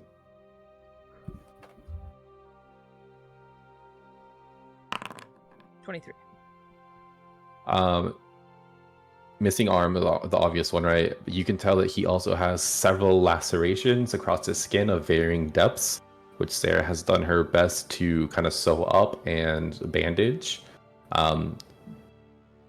He has a sword wound that goes straight through the abdomen, that there's no way that it didn't hit something internal that it probably shouldn't have. And you also, because you rolled so high, you can tell that he on the back of his head, it looks like he has like some bleeding from like a crack in the back of his skull that hasn't really been attended to. Now just like Nick asked, he has already been magically healed once. Mhm. Would I know if magical healing could assist anymore? You could always pump more in, yeah. Because Nick healed is part of the reason that head wound is not like more profuse than it currently is. So you could always pop more in there. Because I do have 2 uses of Cure Wounds, which Moon would use if he feels as though it could actually help him, or if it's the wounds are at a point where magic wouldn't do anything. It's more like you would aid the healing of them, so maybe they'll heal a little bit cleaner, a little bit better, quicker, so these don't turn into longer persisting injuries that could affect him in the future. You'd be cutting that off essentially by pumping this healing magic. Okay. Yeah, Moon will burn 2 Cure Wounds, but he will focus it more on the head wound. Mm-hmm. Which I don't even have to roll because it's already at whatever. But Yeah. 2 first level Cure Wounds. Yeah, just pumping a lot of magic into him. And I think as you do, like he kind of opens his eyes. Bro, is that you? Yeah, but Giovanni, looks like shut he's up! Giovanni too. been through the ringer. Giovanni! Fuck you doing here, man? Sorry, I'm not gonna be able to do our secret handshake anymore. We'll get you set up. Okay. Shit. Oh, I feel like shit. You look like it too. Burn. He's the best NPC. He's been in Up and Down. I'm glad to see you're alright though. You and your friends. Giovanni, I don't know why the fuck you're here, but it's good to see you, man. Yeah, I'm sorry I was late. I should have been here earlier. So much going on, and I didn't have time to make it on time. When I got there, it was awful. Yeah, shit was crazy. Like, maybe you would have lost the arm instead. I wouldn't have. You know me. Ain't nobody You know me, touching yeah. Geo. Well, tougher than you are. What does that even mean? I kick your ass one on still. Hey, you want to go right now? I know you could right now. Kinda. I shouldn't. You see, like, Sarah gets up and, like, puts a hand on Beryl. Please don't get up.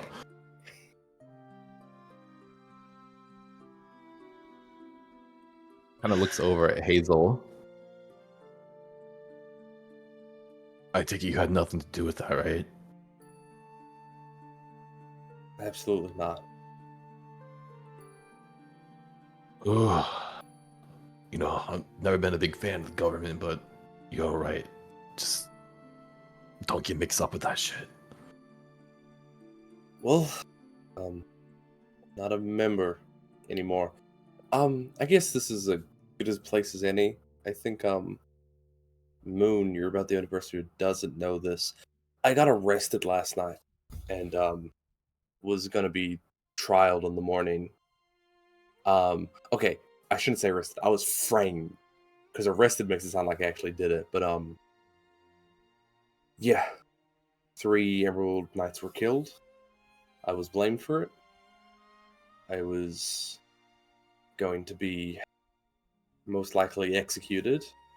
And then like a guy teleported and tattooed my hand, and then I broke out using magic, and then now I'm here.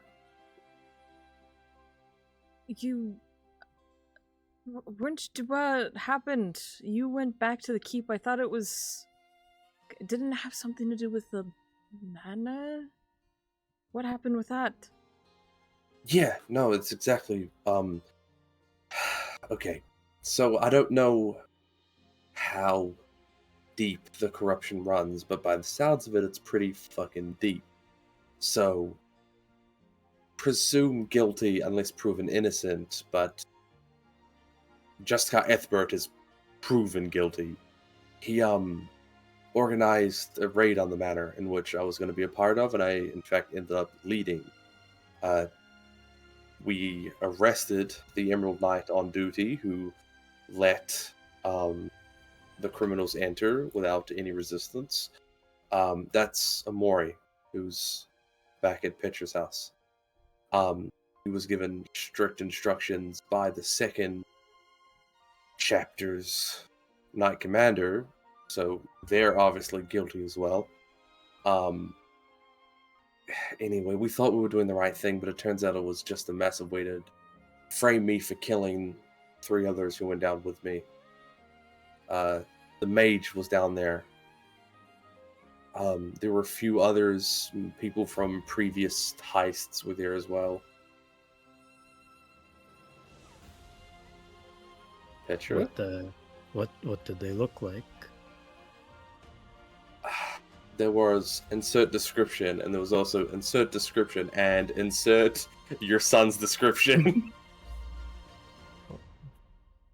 I think Petra just kind of looks at Sarah when Hazel says the description of Vikros.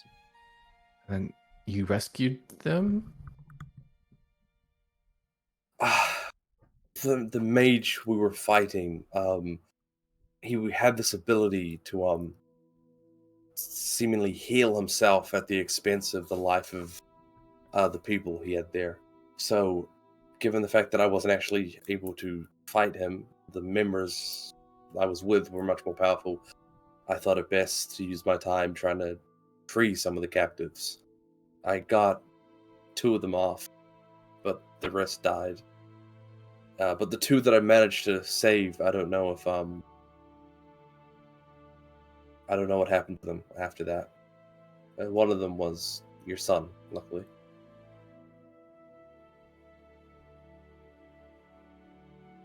I think Petra just kind of sits down and it's just kind of like 1,000-yard stare. I did everything I could, but I'm sorry I couldn't do more. Petra just lightly nods. I see Sarah just like, again, like fingers like fucking balled so tight, ready to kill somebody. And you didn't see anyone else in there? There were no other people or bodies? Outside of the 2 I managed to pull off the wall, and the 3 or 4 that the wizard killed outright, there was also the wizard himself, Gothbrook, who killed me and the 3 other knights I was with. And then next thing I knew, I woke up in a cell under the Emerald Keep. I don't know if there was anyone else.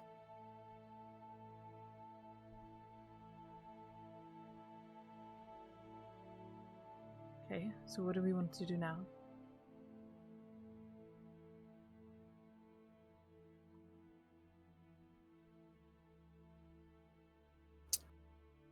I don't know. I think we need to win. That slime in the sewers sounds pretty easy.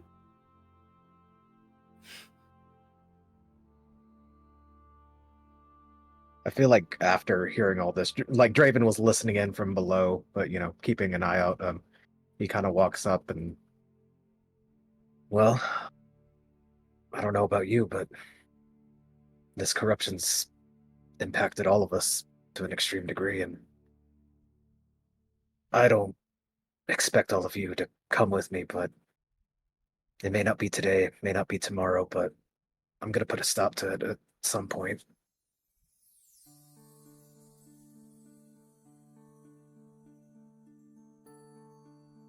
Wait, like in what way? Do you mean that like bigger scale, or are you actually planning to like do something? I'm gonna try and stop the Emerald Knights. Like you're As just much gonna as walk up and like punch them? If that's what I gotta do.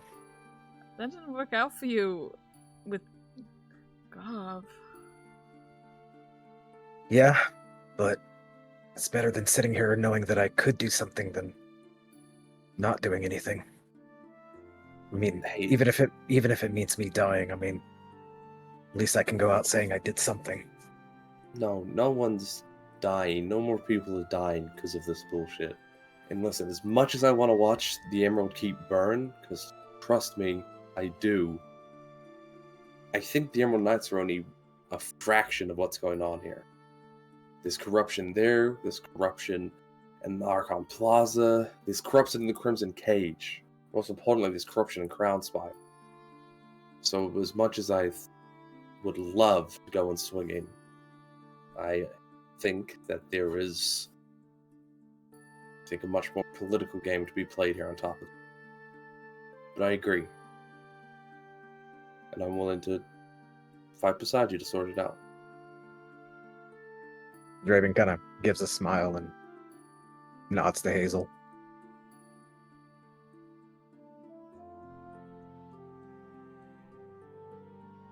So, you guys all looking for missing people too? Yeah, that's how we met. We all knew someone that went missing in the Crimson Cage. No, Archon Plaza. Never mind. I'm not gonna lie, my dad went off like a couple weeks ago. I haven't seen him since, so that's why I was late to the gathering. I've been looking for him. I mean, I've got a pretty particular skill set. This guy right here can confirm it. If you guys wouldn't mind, I'm definitely interested in looking into this. Okay. Yeah, like we said before, we're not going to turn down any more hands, but I think I need you to understand, as if you would have caught us a week ago, it would have been as simple as trying to find these people, but now this is a revolution. My boat, I've pretty much been kicked off of it unjustly, so I've got nothing else to do right now. Giovanni, was it? Yeah, Giovanni Fisher. Can I ask what your dad's name is out of curiosity? It's Mario Fisher. Okay. Yeah, the legendary. Have I ever heard of Mario Fisher? No. Okay. You could go ahead and roll me a history check. If you get like a 25, I'll say yes. It's a 60. Get a +1. On the not 20, I would have gave it. Listen, Not your circle. Gio, it's bad. This is. I can tell. But it needs to be done. I gotta figure out what happened to my dad. Did you find out anything yet at all about where he went? Not much. I know he took some sort of like underhand mission while we were at the docks. It was supposed to be low key. And when he went missing, I did some digging. He went out to, it was just to make some extra money, but he never came back. Okay, sorry, I should have mentioned this before, and it was kind of like at the back of everyone's mind, but I went down into that manor, so it's confirmed. The DeRozans are feeding people to Magister Gothborough for whatever it means. There was like a big gloop of blood that came out of a pool, and they were like stuck to the walls by that same blood. There's a lot of blood stuff going on down there.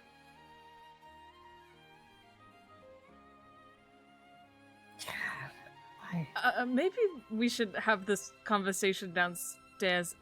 Beryl needs to rest, and I'm sure Sarah's also not doing so well. I'm fine. It's all fine. I'm good. Yeah, this guy's pretty tough as he slaps Barrel's chest. Passes out. Just passes out. Oh god! I was really hoping you were gonna just slap the nub, just whack. Maybe he's put out a front. He's pretty weak between you and me. Please don't hit injured people. You don't know I what's- didn't hit him.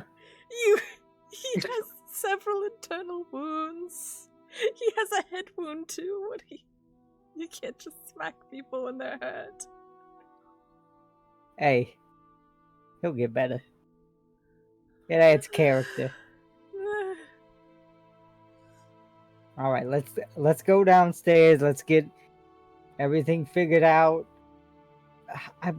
I got food on me. When we go back, did you guys eat? Did everybody eat?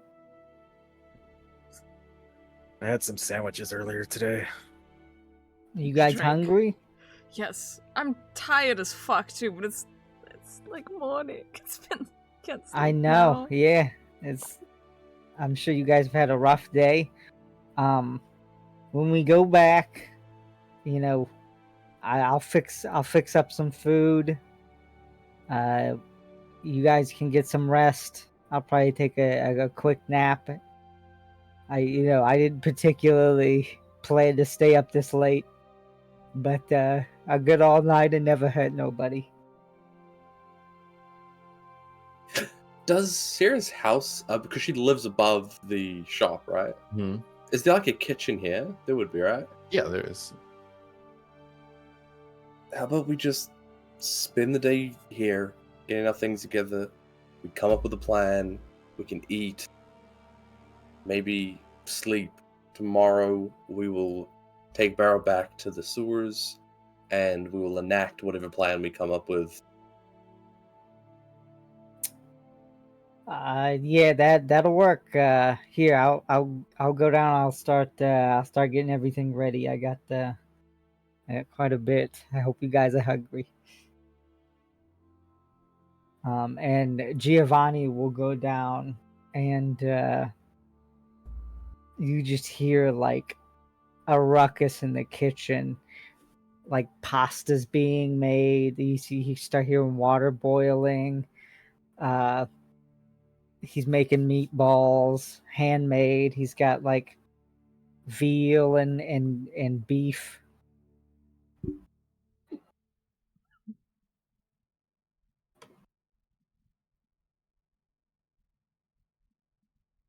I don't get it. Why is Just why is on him. Yeah, yeah. He just carries raw meat on him at all times. Well, Same. he was coming to the gathering, Okay. but I mean, I never leave home without my trusty sirloin. I keep that on me. So he had like a bag of groceries essentially that he was bringing to the party, and perfect time to put it to use. He just he stood in the middle of a bloody battlefield like John Travolta, like went back to groceries. My veal. It's like, well, ooh. Who's gonna eat all this meat now? Yeah, the reason he was trying to find Barrow was so that he knew where to put this. He's like, I haven't been to your house in so long. Where does your mom want these? Well, actually, I have a freezer like in the basement. No, you get cooking downstairs. Upstairs, everyone just kind of lets exhaustion. So you guys are gonna rest here, essentially, right? Did I hear that right? I think Hazel Um, wanted to like make a plan. Like Hmm. Draven's plan is I want to go punch the Emerald Knights, and I love the Moxie, but Hazel's like, we should talk, we can eat, then we can sleep, and then as a unit we'll head back to Petra's tomorrow. So I think Hazel's gonna like get a table and chairs ready and sit down and wait for everyone to kind of converge. While Giovanni's cooking, Moon will I'm sure Sarah has jars, right? She's a candle Yeah, maker. she's definitely a type of person that has so many jars. Yeah, I'll probably steal one of her jars, and he'll probably spend the flower that he has. He'll try to extract some of the nectar from it. Okay. I think you know how to do that with this flower pretty well, so there's no need to do anything about that. You can just take the time to do the process. Yes. So Hazel, as you sit down to have like a war meeting, like what the plan is, you to see Moon is like tending to a flower, Giovanni is off cooking. Okay, I'll wait. We can have the meeting once we're all sat down and eating. I guess we can take 5.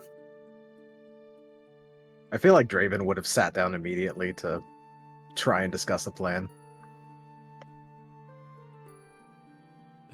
Petra has like grabbed like a throw blanket off the couch and has like wrapped it around herself, and she's just kind of like sitting at the table, just still that 1,000-yard stare. It's like one of her children, she's relieved that one of her children is safe, but has learned that one of them is confirmed in real bad danger.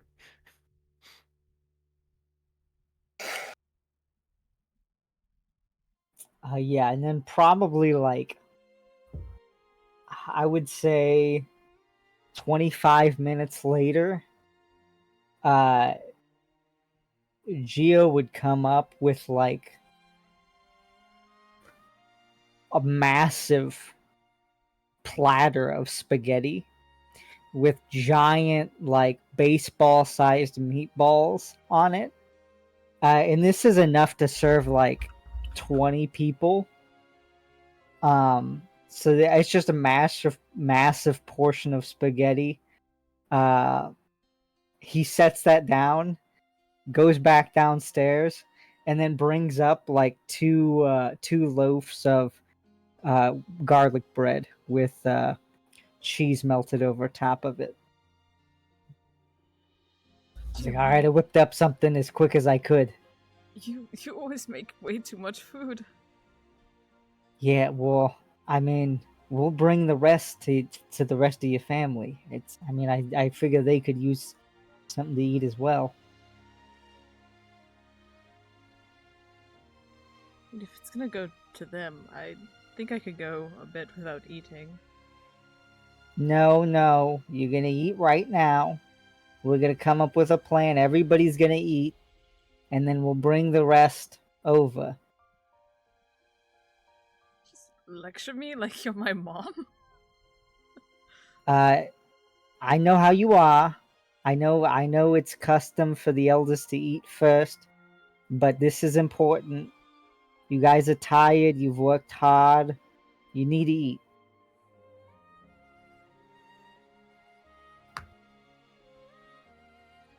I feel like Draven gets himself a plate and just full animal-like grabs spaghetti with his hands and just starts eating. I think also you hear from upstairs like, shit, damn, bring me a plate, smells good. Yeah, Giovanni will have a plate made for Sarah and Beryl, and he'll bring it up. And Sarah's will be a little bit bigger portion as he gives you. I know you're eating for 2, so make sure you get enough. Congratulations, by the way. You see Beryl just looks stressed. Sarah looks, oh, thank you. Oh my god, thank you. Yeah, it's a big thing. Like, and she just starts talking about that like it's the only thing that matters right now.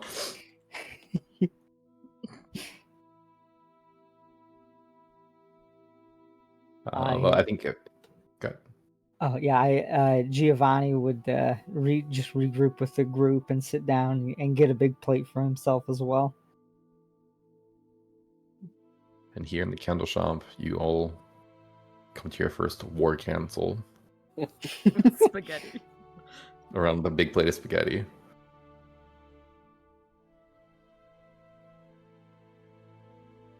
Okay, so everyone's caught up to speed. We all know everything's fucked. Plan of action. It's just my theory, but I think most of this is connected. I think there's an originating cause of corruption, but all these disappearances, although seemingly different facets, all lead to the same place. So I think no matter what we investigate or choose to do going forward, I think it's all going to lead to the same place. That being said, I think we should investigate this collector, creator.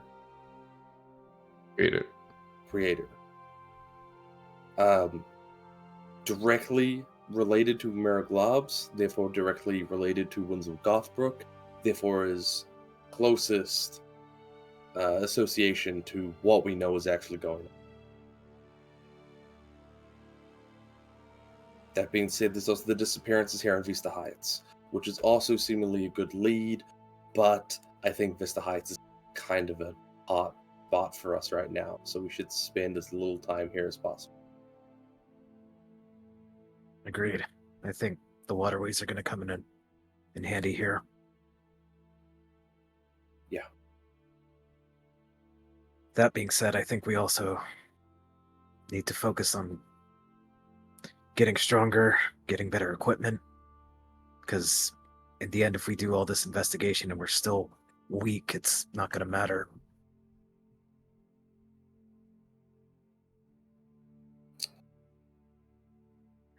How do we get stronger? You say you talk in really broad statements without any Moon, you do some sit-ups plan. and push-ups. You build muscle. You no, could sorry, I just use sounded you could kind of use a meta. little muscle on you. Muscle? I don't know why people think I don't have muscle. Muscle. I feel like it's a cartoon muscle, just... I have a 14 in strength.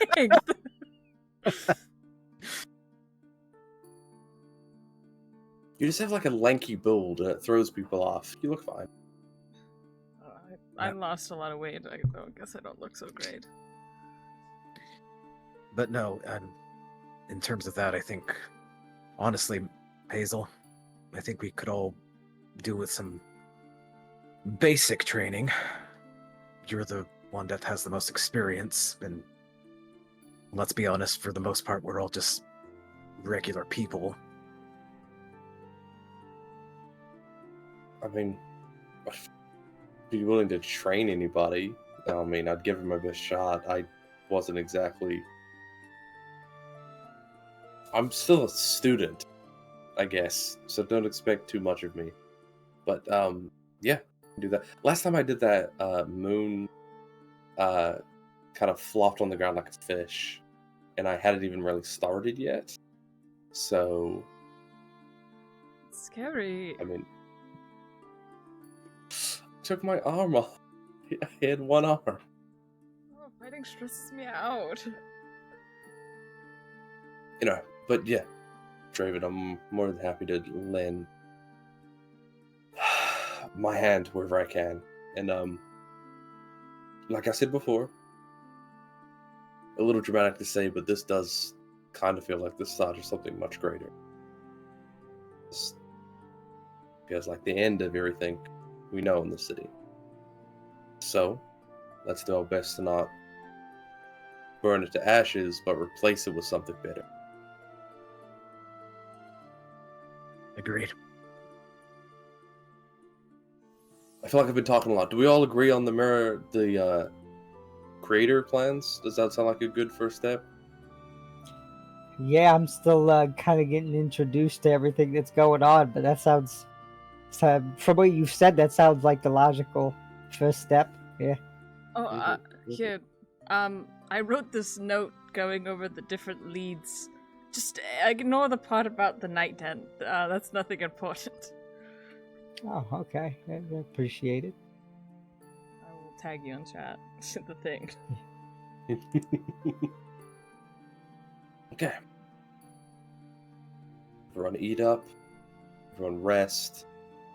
God knows we need it. And then maybe next morning we can bring Barrow back to somewhere safer, and then we can start looking for the creator. Do we know where the creator lives? Was he in the sewers? I don't know why I thought he was in the waterways. Mm. The best lead you have is that they're with Siren's Call. Fuck. Draven? Yeah, I need to head back to the Crimson Cage at some point anyway. So I can keep an ear out and, well, I guess if we're all going, we can keep an ear out, but I'm sure Nyx was dying to get his grubby little hands on some coins, so maybe he's heard something.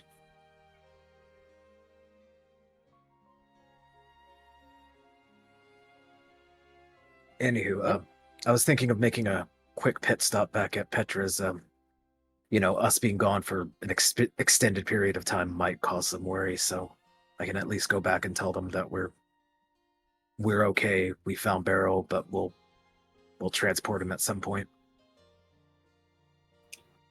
Yeah, I mean, I Sure. can go with you. It's been a long day, but we should probably get this spaghetti over there as fast as we can. Yeah, that too. Sarah has a lot of jars. It should be easy to transport. Mm-hmm. Yeah. I don't know why jarred spaghetti unsettles me so much. Hey, it hits different. You ain't never tried it before, let me tell you. I shoved the meatball in there too. It barely fits. Like fucking squeezing it. All right, well, whenever you're ready to go, Giovanni, I'm ready. Yeah, let me just pack all this up real quick. It's so the package that doesn't make it. Just so many jars. Mhm. Do we want to see if Barrel can make the journey now? I'm just hesitant to leave him here. Him and Sarah alone. Well, Oh, you guys it can was- stay. Yeah, I thought. Oh, just you guys are going? Yeah. Yeah, And then well, you're I'm- coming I'm- back. Yeah, unless you don't, unless you want to go. I mean, No. No, you're good. Sorry, I misunderstood. hey, happens to the best of us. You're all good. I'll go with you guys as well. Okay, well at this point, are we just all gonna? You can. You really sound like you want to go, though. I don't want to. You- I don't want to go back to Ash without Barrel. don't worry, I'll put it in. Yeah, a good, so I'll you put in a stay good word for you. here. You and Petra stay here. Watch over them, and then we'll go. Okay. It'll be, yeah, Yeah, real I mean- easy. All you gotta do is stay here. I could help move him, but I don't know if he should be moved right now. I'm sure. No. Just let them He's know that pretty he's banged up. okay. Yeah.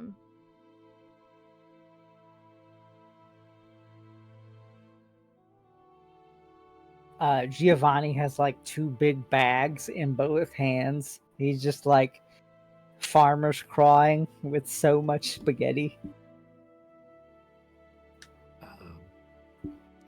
Draven, if you could, when you come back, bring back any mail that might have been delivered.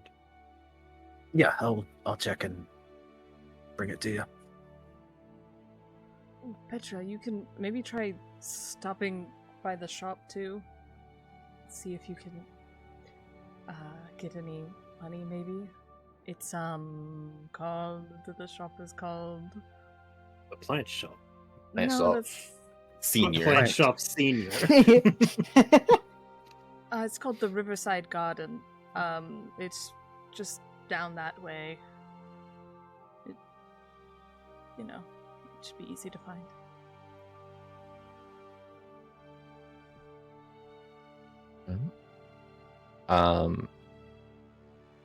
So Giovanni, Moon, Draven go back to Petra's. Petra's going to Moon's family shop, and Hazel is staying to guard. I'm going to stay for a bit and talk to Hazel about something, Okay. and then go to the shop. Why does Fair this feel like I'm gonna get told off by grandma? You are. So the other three gather their spaghetti and start heading out, leaving you on the first floor, or the floor underneath the living quarters with Hazel. Hazel, now that you're kind of not a cop anymore, there's something I want to tell you about.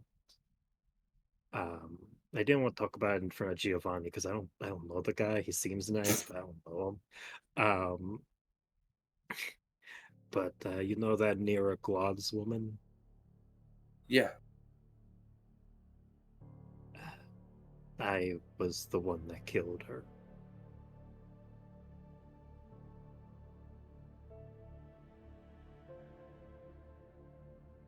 Well, she was practicing dark magic, so I don't blame you. Why? How? Did you just stumble across her and felt like capping someone that day, or?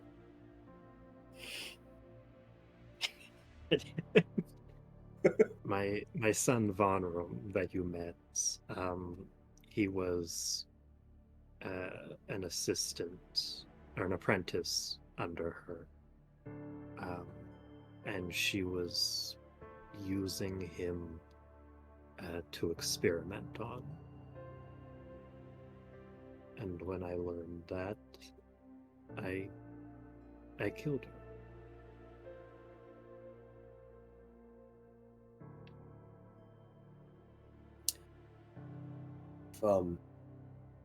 If I had to only sum you up in a single way, it'd be the fact that you're the best mother I think I've ever met. And this information doesn't change that. But how far away is Archon Plaza from here? Decent Okay. trip. Okay, then that might be a different time. I was going to try to reach out to Vonrum and see if he knew anything about Gary, this guy who is supposedly the creator. But we should just call him Gary. I think that's better for team morale. Yeah, kind of shit-ass Gary. But also, do you know if Niraglods is in any way related to Gothbrook? They were both apprentices under the same tutor. They would have most likely spent a lot of time together.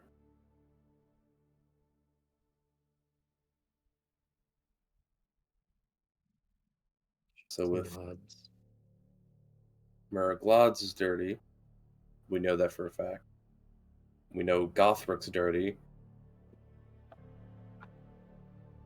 I don't know.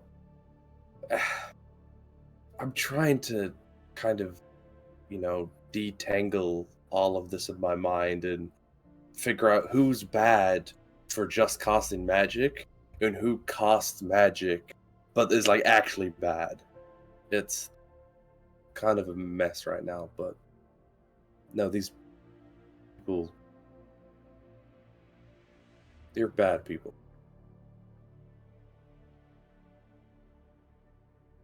I think Petra stands up from the table. I guess don't let anybody in. Be safe. And Petra heads off to Plant Shop Senior. You go off to Plant Shop Senior. I think we can resolve that one pretty quickly. So let's continue with Plant Shop Senior. You're able to find it relatively easily. There's only one Plant Shop Senior here in Vista Heights. So, now what is the actual name again, Koi? Riverside Garden. Hoping River, yeah. Okay, Riverside Garden. Yeah. When you see this place, I feel like it's real bougie.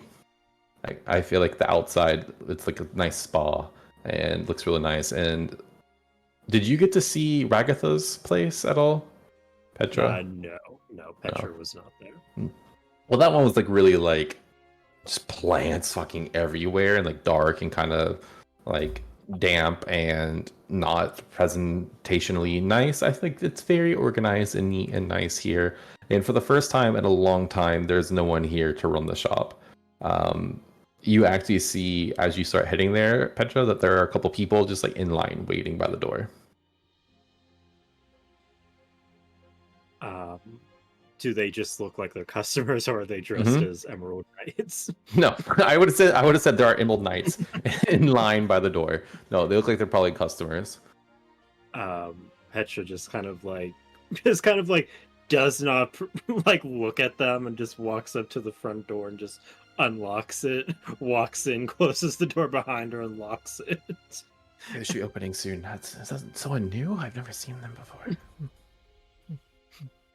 And then Petra just walks through the store and like opens up the cash register. Any details that you want to add to this guy as like we're inside the shop? Not terribly much. Yeah, I think the front side is an apothecary, so it would be there are like a lot of plants that are probably out. Like Clay said, it's probably very well organized. Yeah, and then I think there'd just be like a door that heads like, probably further back to the second half. It'd also probably smell really nice in there too. Go ahead and roll me 1d20 to see how much gold is in here.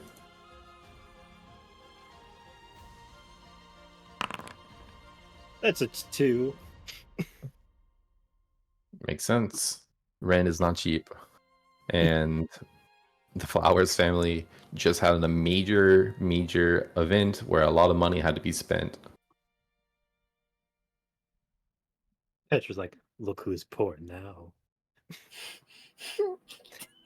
But Petra, while she's here, would also want to look for like, since this is like a family shop, see if there's anything that seems like something that would be sentimental to Moon's mother that she might want to have during this time.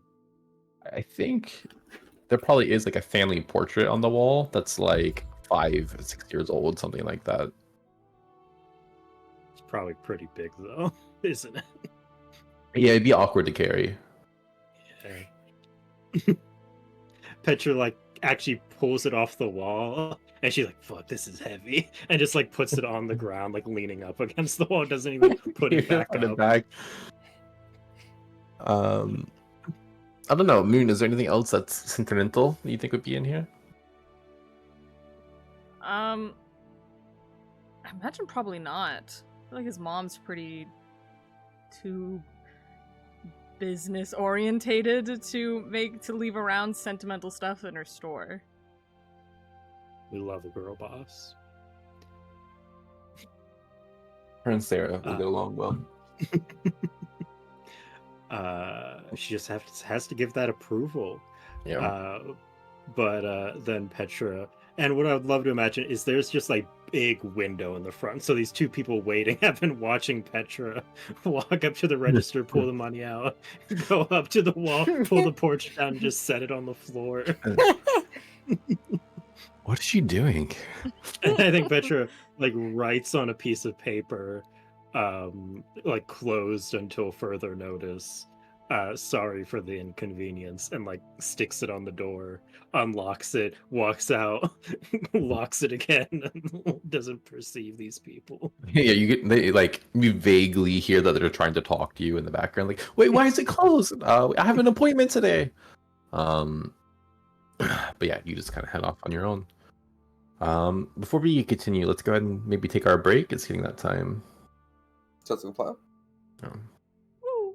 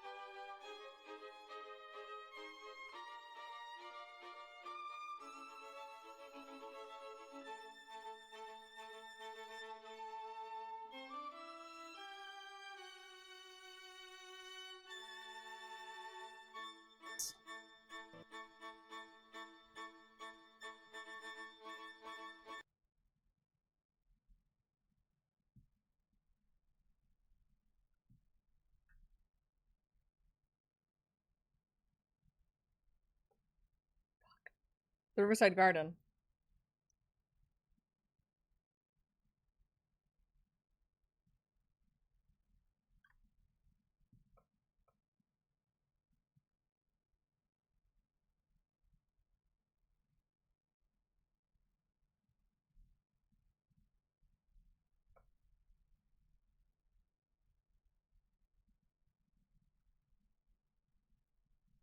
Giovanni and Moon. So let's pick up with y'all carrying your bags of spaghetti as you start to head back to the place that is housing like 40 refugees. I feel like Draven's taking point. At this point, he's made this particular trek like several times over the past few days, so Yeah. he's kind of already got it going. So he's kind of guiding Moon and Giovanni through the various twists and turns. Sorry, this is literally your home now, like in an official sense. So you know the way, you've learned the path. You don't know the like twists and turns nearly as well as Petra does, but you know how to get home, and you're able to do so. You actually see the Banneret Aomori of the Knights of the Emerald Order is standing outside, kind of keeping an eye on things.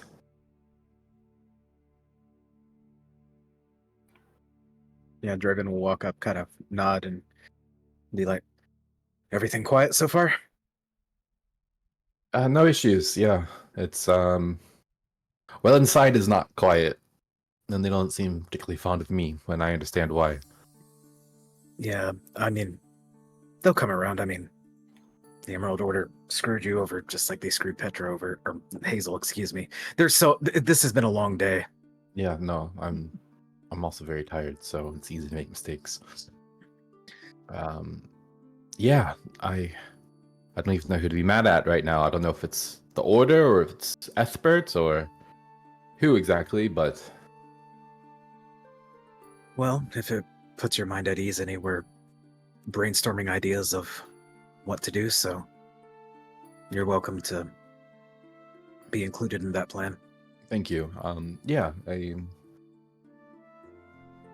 only thing I wanted to do is talk to my apprentice, make sure that they're doing okay. Outside of that, I don't really have a whole lot going on at the moment.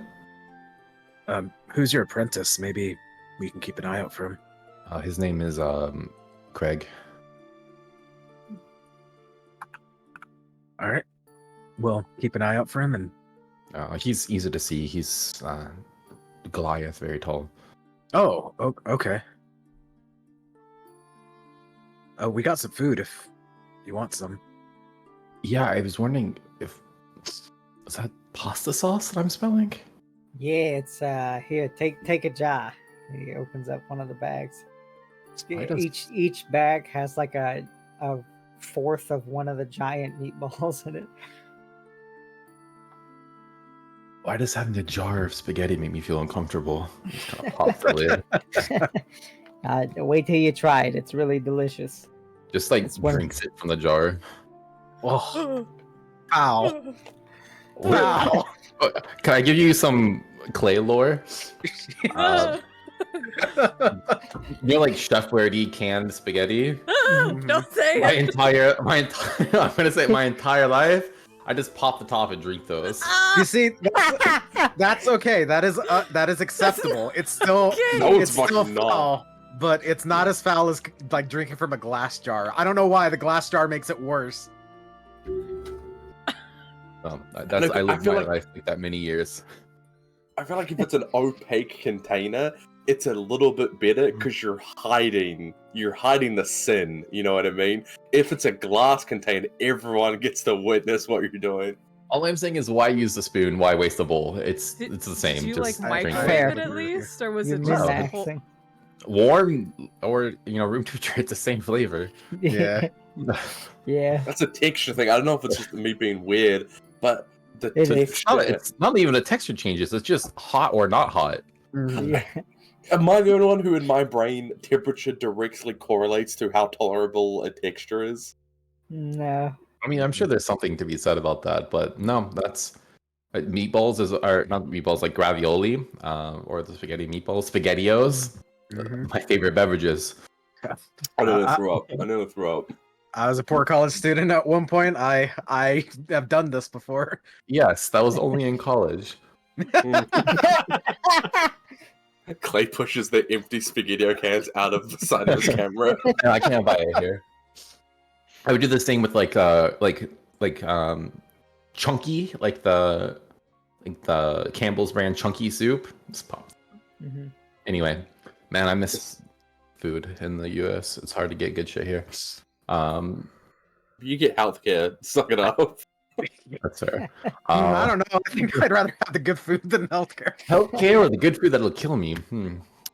Well, we all die in the end anyway. Anyway, Exactly. off topic. Almari also drinks spaghetti from a glass jar. No utensils on hand. That's my self-insert character now. Yeah, but thanks for the drink, and I'll keep watch here. Draven will just walk in. I for a second I thought Kawhi was actually just gonna vomit, but No, I choked on my milk.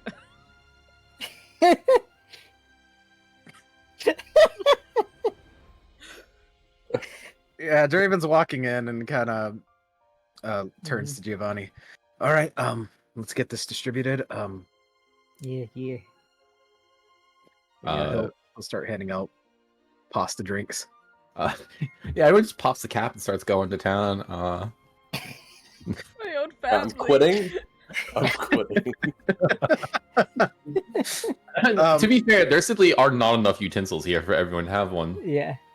Man, at least Draven like dug his hand. I thought that was foul using his That's hand. way worse. That's way worse. It's the same. The temperature, the texture, nothing changes. All you've done is dirty your hand. You're a fucking mongrel. Don't come at me.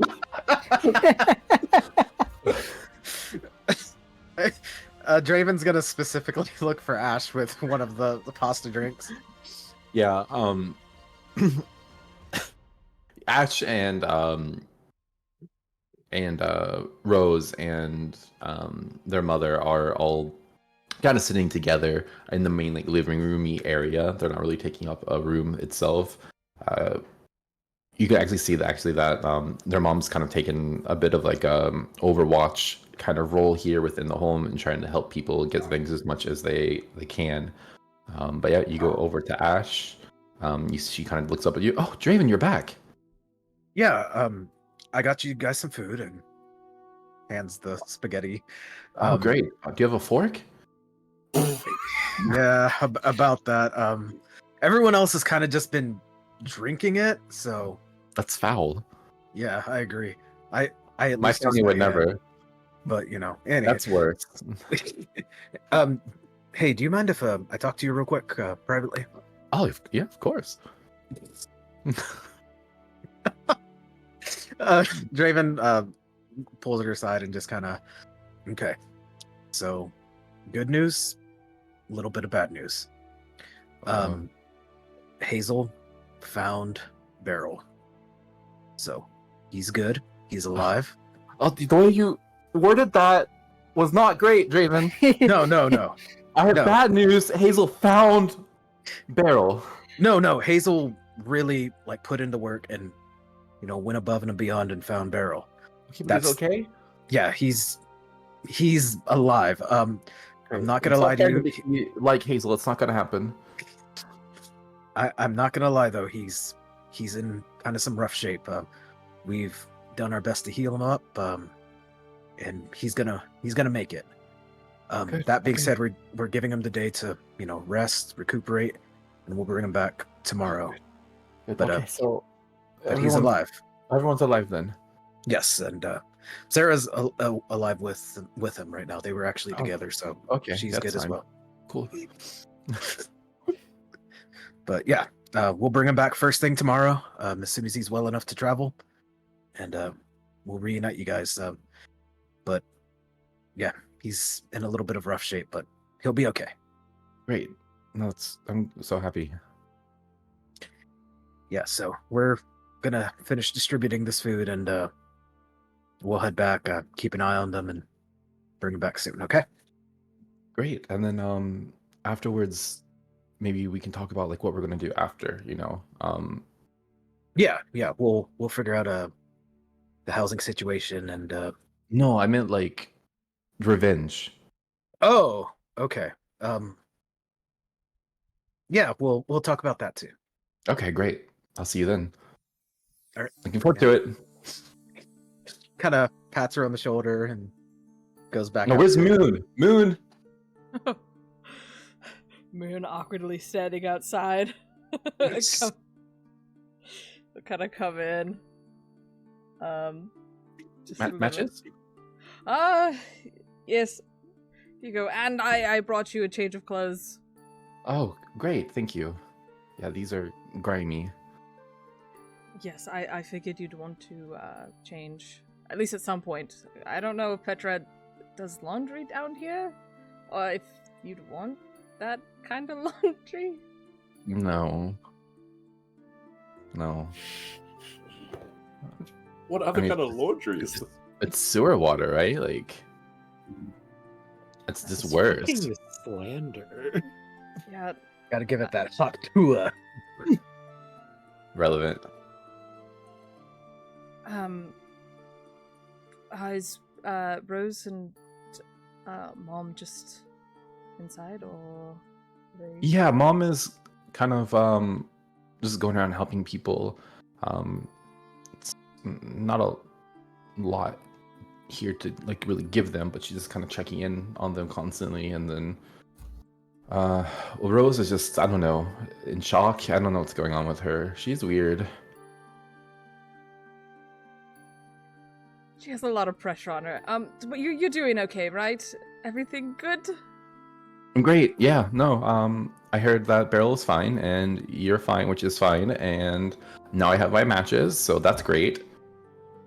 Hopefully we'll be able to get Beryl here soon. He's just resting at Sarah's right now. Right. Yeah. Draven told me.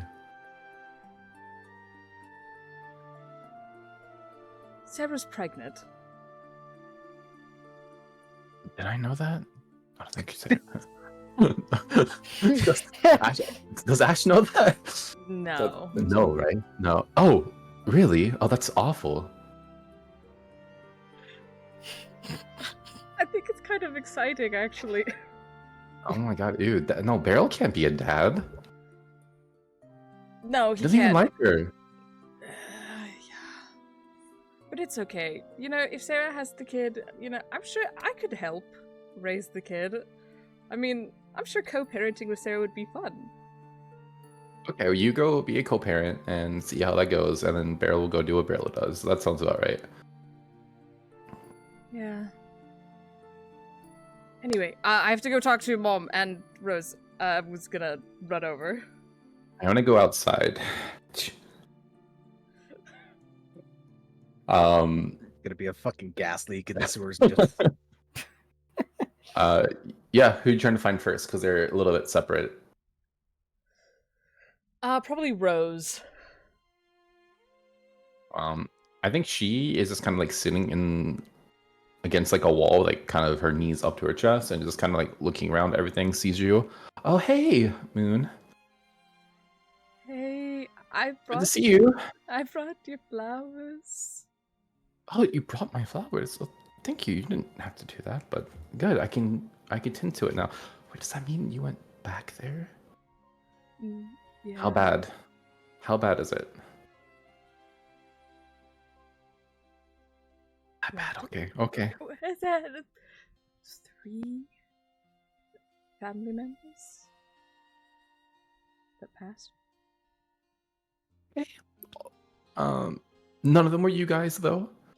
So that's yeah. fine. We found Beryl. Okay. Good.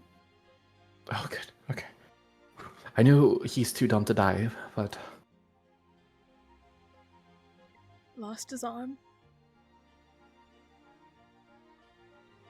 oh, I shouldn't have said that comment. I was joking. Now I feel bad. Well, he's dumb enough to lose an arm. Not dumb enough No, to he's die. actually not that dumb. He's dumb, but not that dumb. But oh my god. Okay. Okay, so we have to get him a new arm. Can you ask your friend where she got hers? I actually think it was chapter Emerald Knights?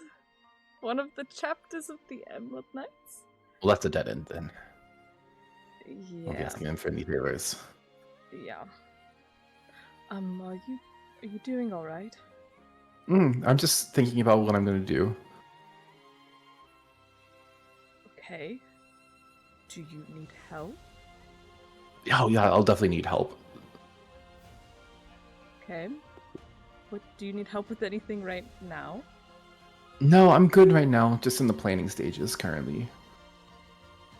Okay. Have you slept at all yet? No, of course not. But that's okay. I don't sleep much anyway. Okay. You should probably rest. I could keep an eye out and use my brain and think of an idea. Okay. Sure. I can do that. Yeah, maybe I can sleep. Part of my brain is telling me that I desperately need to. So, now that you've offered it to me, I feel my eyes are immediately heavy. Yeah, go kick someone out of a bed for you. No, that's the floor is fine. This is fine. I'll just Uh, kind of lays down Okay. Damn, and Patrick. kind of hugs the plant. Okay. I'll try to You're find you a saved my life. blanket. I'll just try. Oh, thank you. I'm gonna try to find a blanket. Yeah. I feel like most of them are probably in use. You could yank something off of someone, or like use something as like a makeshift blanket, like steal a curtain or something. Mm.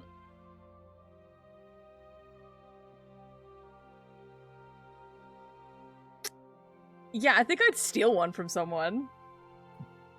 Like someone, just like someone kind of like curled up, like just probably some teenager. So, Yeah, he'd yeah. try to find like some teenager and he would literally just snatch it.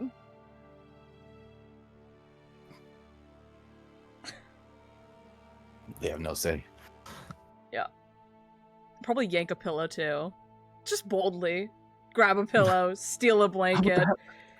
That's right under yeah, you do someone's so. fucking head. And Yeah. he'll give it to his sister.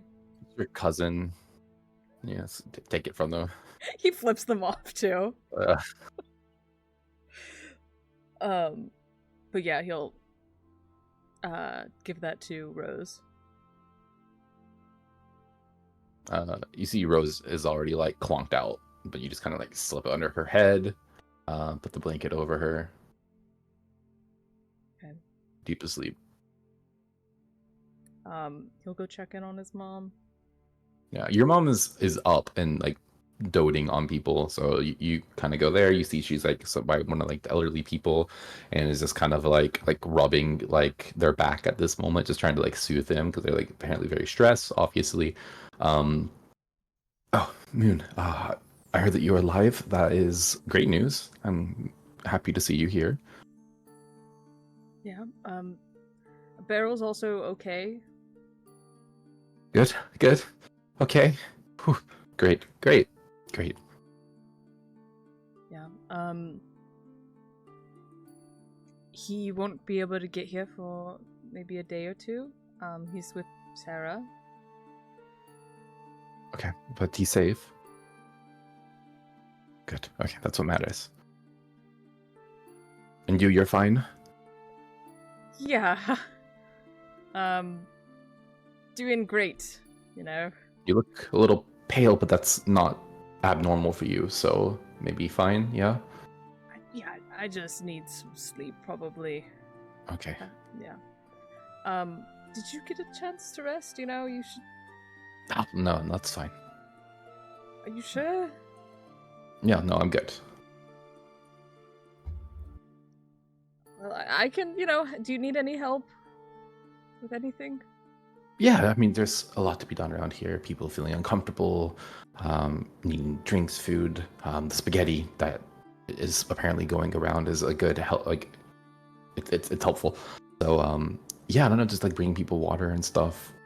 There's not a lot of clean water around here, so we're having to make journeys, and no one knows their way in or out. So maybe that's something you could do. Yeah. Sure. I can help with that. Great. Okay, awesome. So let's get to work. And Giovanni, knowing like the elders are supposed to eat first, would kind of be passing like the jars out, elders first, and then working his way down. As he's passing out all the spaghetti. Great. Yeah, you see there's like a jar that like your mom has. It's kind of like sat on a table. She hasn't started eating it yet, but it's there. There's no fork. I don't know what to do. Some people are just drinking it, but that's savage. Moon's gonna go find a fork to steal. You have like another cousin who has like one of the like 5 forks available. No, there'd be more than that, but there's 40 people, so yeah, it's like a different cousin. Just go yank like straight from them a fork. Give it to his mom. Oh, thank you. Okay. Does and not then he worry would- about where it came from. He would, start helping out where he can, cleaning up, trying to like go through Petra's stuff to see if he could find more blankets, more supplies, or anything, like, unabashedly. You find some alcohol stored away, but most of it's is replaced with water. So that is water Right. store. Yeah, he starts giving people water and alcohol bottles. Yeah. That was already made canon. You know that there's some leftover orange juice like hidden in like a freezer. So you're able to pass those things out. There's also like an entire like cabinet full of candles. I don't know if that's useful, but they're there. Could be soothing. Who knows? Petra, is there anything that Moon might find in here that is not easily found by just the people who are out and about?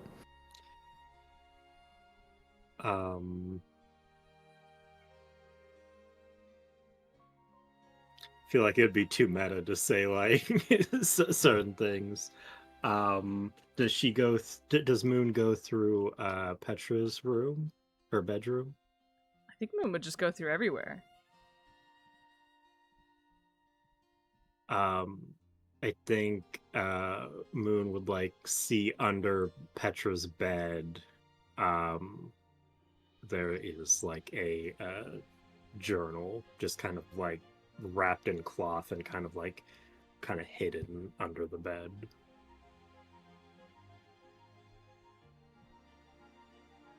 One second. Fucking. Can this let me roll? Why does it? You mean like wisdom save or something? Yeah, I'm about a wisdom save.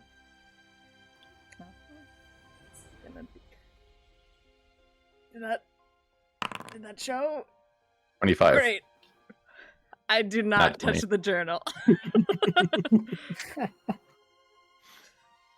I will leave that there. My fortitude is strong.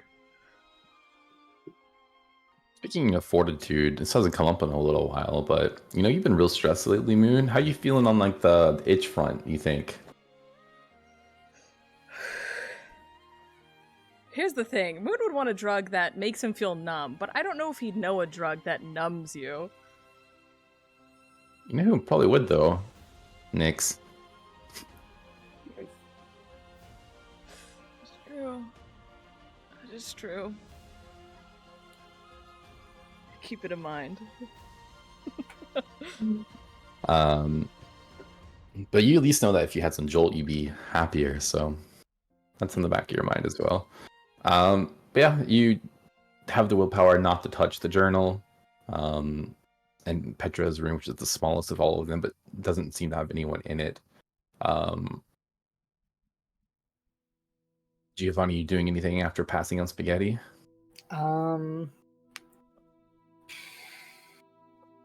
Probably just doing what he can to help people out, making sure they're as comfortable he has his bedroll on him, so you pass that out, give it to somebody. It's like a little sleeping bag that he usually used for when he had to stay on the ship. Little old lady holding a candle. Other than that, he's got some extra ration. He's got an extra ration too, so he'd hand that out to anybody that didn't get some spaghetti.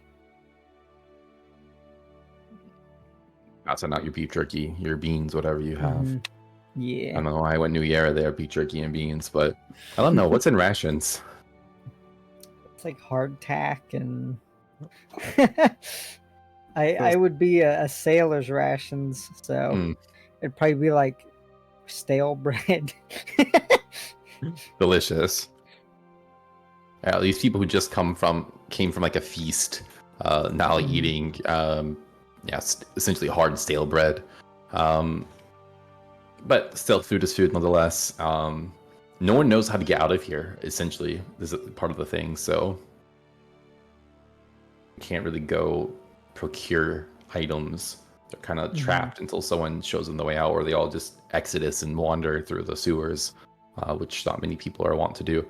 Okay, but yeah, you guys start going about here at Petra's.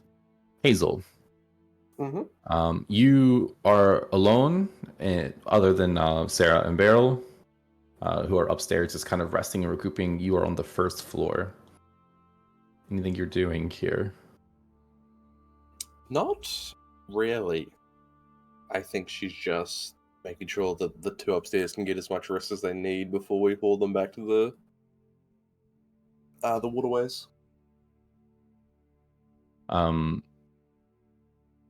Probably like an hour or so after everyone leaves, in the back of your head, you hear someone speaking to you.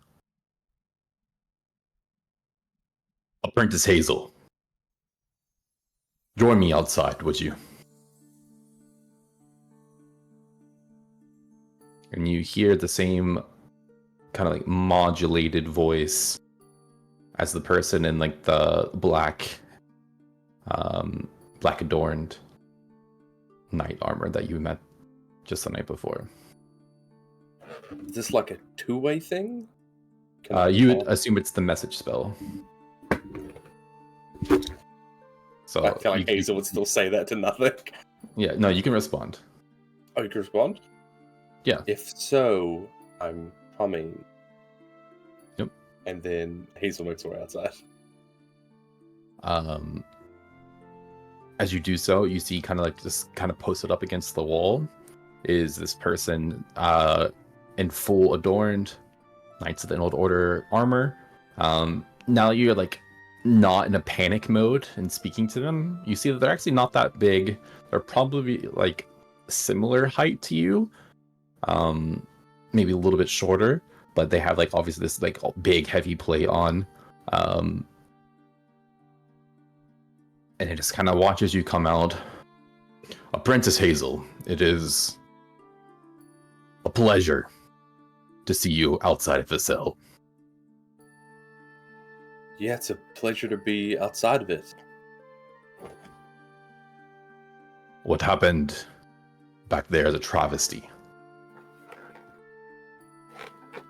I'm deeply sorry for your involvement in this.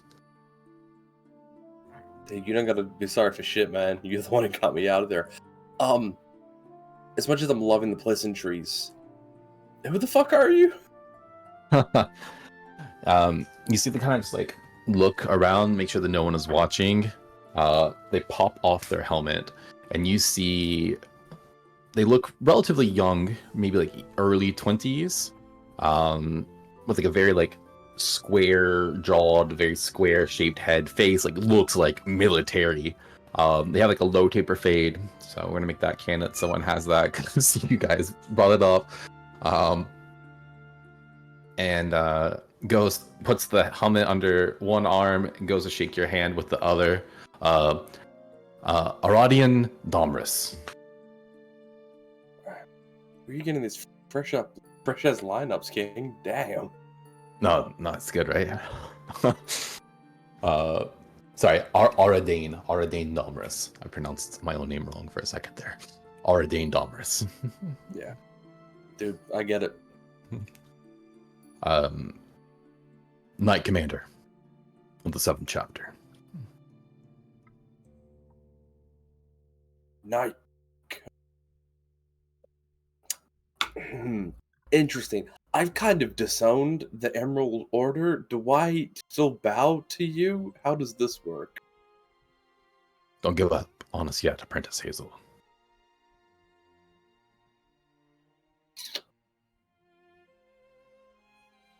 Could you give me a reason not to?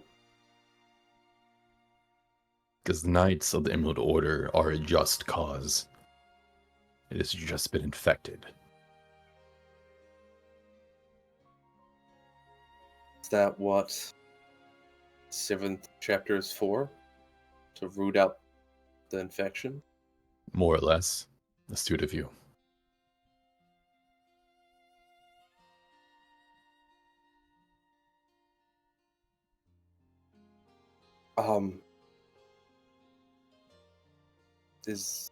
Sorry, I'm kind of at a loss for words.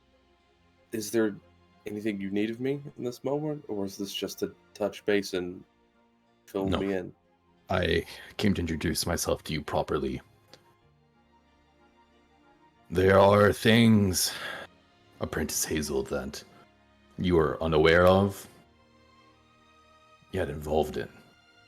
And I find it quite unfair that you are having to deal with these things. The 7th chapter, as you said, though not our only task, we largely serve to monitor, take care of problems within the Order when they arise, and well, we've had our eye on you for some time. Didn't expect Ethbert to make a move like that so soon, but apparently he's become very confident lately. It seems so. How long have you been watching me? Ever since Sir Tiamon's passing, we've taken a special interest in you, but we've had our eye on you before that as well.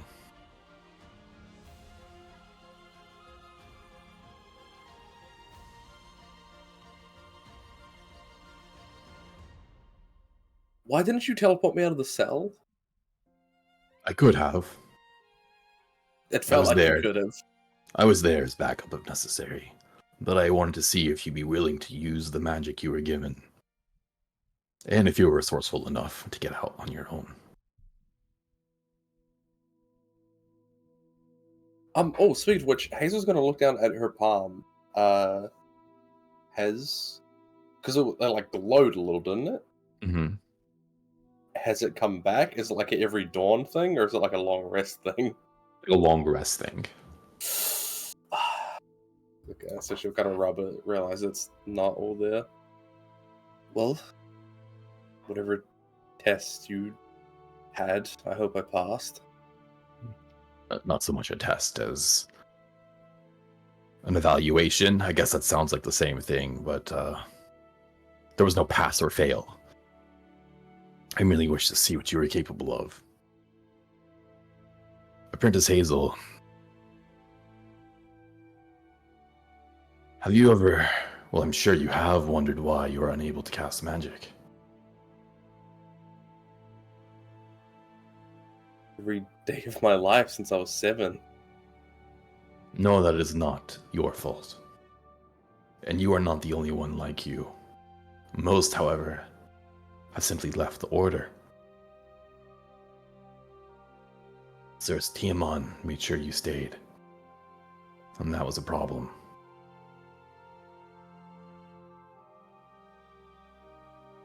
Problem for the corrupt order, or problem for you? For the corrupt Order. And for the people who took your magic.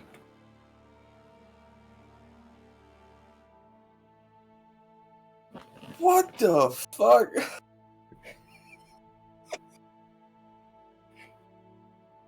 How do you? Why? Who? How do I? Why? Who? How do I? It's my job. Why? Because they're corrupt. Who? Ethbert. At least in your case.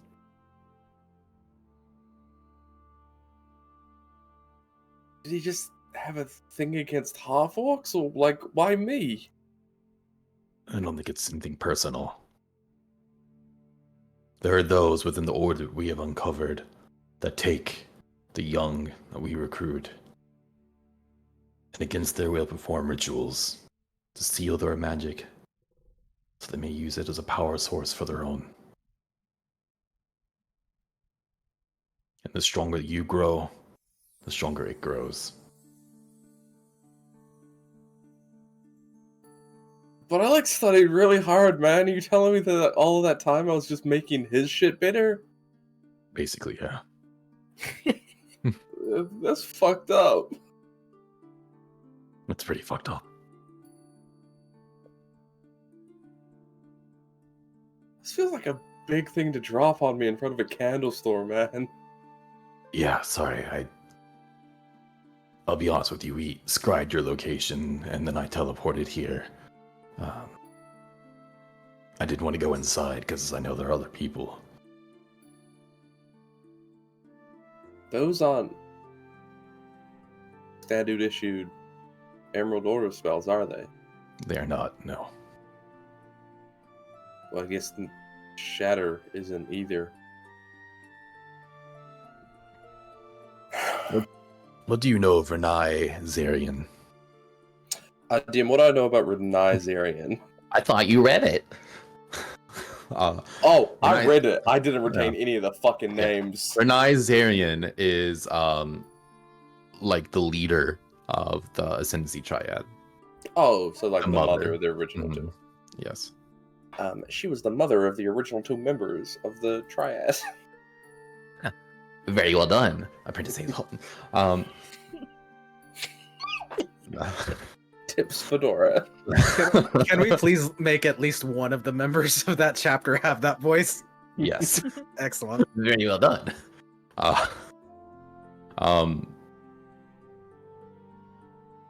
The truth is, there's a lie told within the Order that her library was disposed of.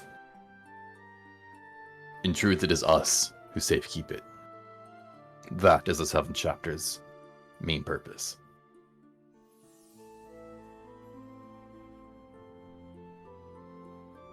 That's like the coolest shit I've ever heard of.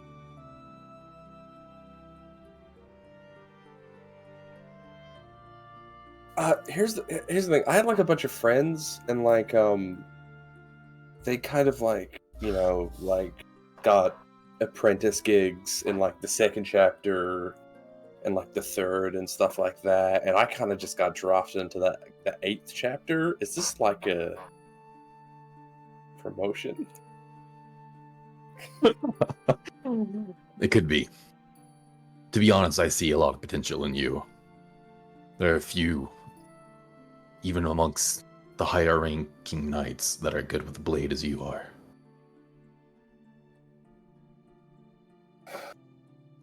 And your ability to find trouble is exactly what we're looking for as a member of the 7th. Well, shit, if that was a test, I passed with flying fucking colors. Yeah, no, you said my magic was taken, and like physically taken, which means I can physically take it back. Correct. No? You could. So where do I start? Ethbert. But good luck getting to him. Yeah, that was gonna be my follow-up question. Do you have like any advice on where that goes? I'll be honest with you. The 7th chapter is not very large. There are only a few of us. We have to be careful with our movements. I think it's understandable why we keep our numbers small. Because our secrets cannot be leaked. No, I understand. I wasn't asking for help directly from you, the Seventh. I was asking for leads. Any weaknesses in the Emerald Keep's defense? Any way we could get to Etheric? Does he go golfing on the weekends? We can jump him there. Anything. His itinerary, to be honest, has been erratic as of late. The more he dirties his hands, the odder his schedule becomes. But also, the more often he's leaving the keep. We have reason to believe that he is in... Well, we know. Not reason to believe, but we know he's in contact with Winslow Gothbrook. And the two of them, though we don't know exactly where, do have rendezvous points. Higher members of the Order, Justicars, often have magic that conceals them from prying eyes, so their whereabouts are not easy to track or follow. Things like scry, which made it easy to find you, do not necessarily work on people like him. Makes sense. But this, what you've told me is enough. Should at least get my foot in the door and where to start. Know, Apprentice Hazel, that the entire Order is not gone, at least under my estimation. But there are certain strands that need to be dealt with. I ask that you do not lose heart fully in our cause. It is true, the magic can corrupt, and it can be dangerous. There are things out there that can really hurt people, that can end all of us. Our Order exists for that sake. As has always been the case, there are those who take the teachings in an interesting direction.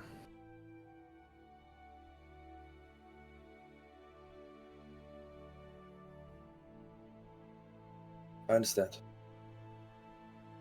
And I'll do my best to shelter what little faith I've left. But,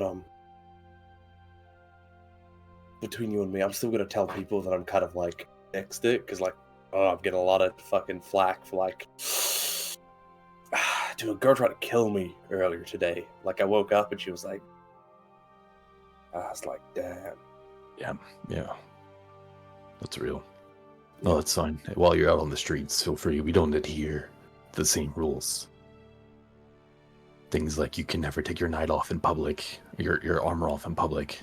That's fine for the knights that are out and about, but we are the chapter of Ghost.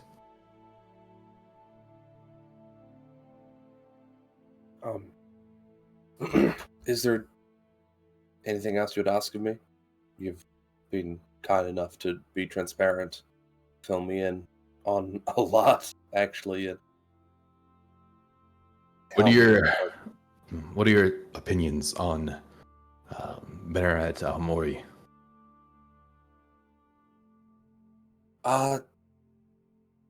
She seems fine. She's obviously just as mad at the Order as I am. If I'm being honest, and I'm not one to judge, but I'm concerned that she was just so willing to take the Knight Commander of the Second Chapter's orders and, turn a blind eye to any and all wrongdoings that she witnessed. I don't think that necessarily makes her a bad person, just incredibly malleable. Disciplined. Makes her disciplined. Which is something that has been put into every single member of the Order's head from the beginning. It's dangerous how disciplined some of them are. As you said, they're not all bad people. Most of them aren't. I imagine that travesty over there, the majority of them were not eager to do what happened. I'm sure they were not eager to die, but they followed orders. If that is the type that Aomori is, then I ask that you recruit her to our cause, but not with mention of the 7th chapter.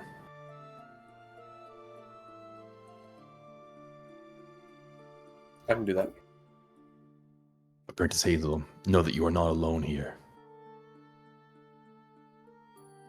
There are people that have your back and that are watching your move.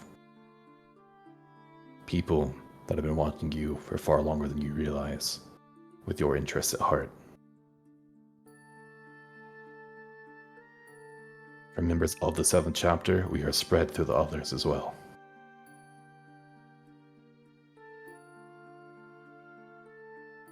Kasha?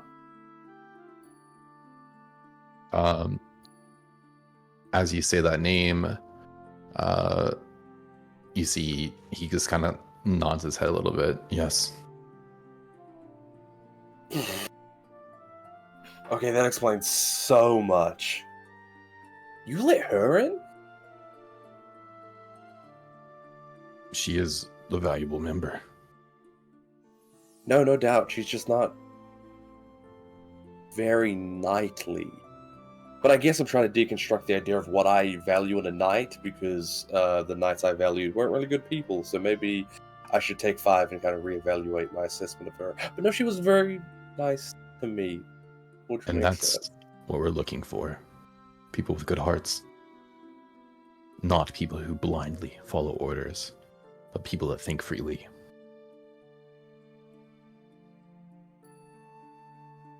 It's been so long since I've talked to her. Send her my wishes and tell her I'm sorry for being a little shit. If you are truly interested in remaining with the Order, Apprentice Hazel, or perhaps just Hazel, then I can contact you in the future. It is your choice. I will not force the matter. But know you will have our aid if you would wish for it. I do.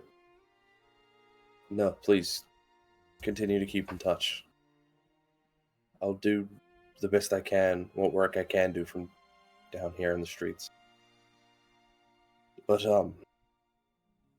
I know, and it makes sense that this conversation's focused just on the Emerald Order, but this is much bigger than just them.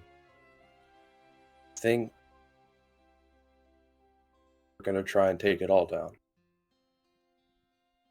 You see, he kind of gets like a big grin. Take it all down. Ambitious. Then you'll definitely need allies. It's like 7 of you guys, so do you have any ideas on where else to look? This is a huge city. There are friends to be made at every corner.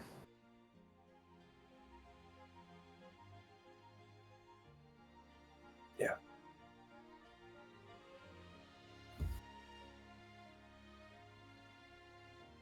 I'll do what I can. And I'll keep in touch.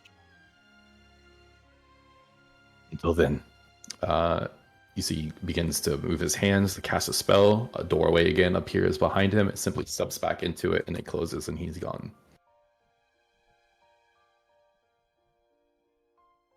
Oh my god.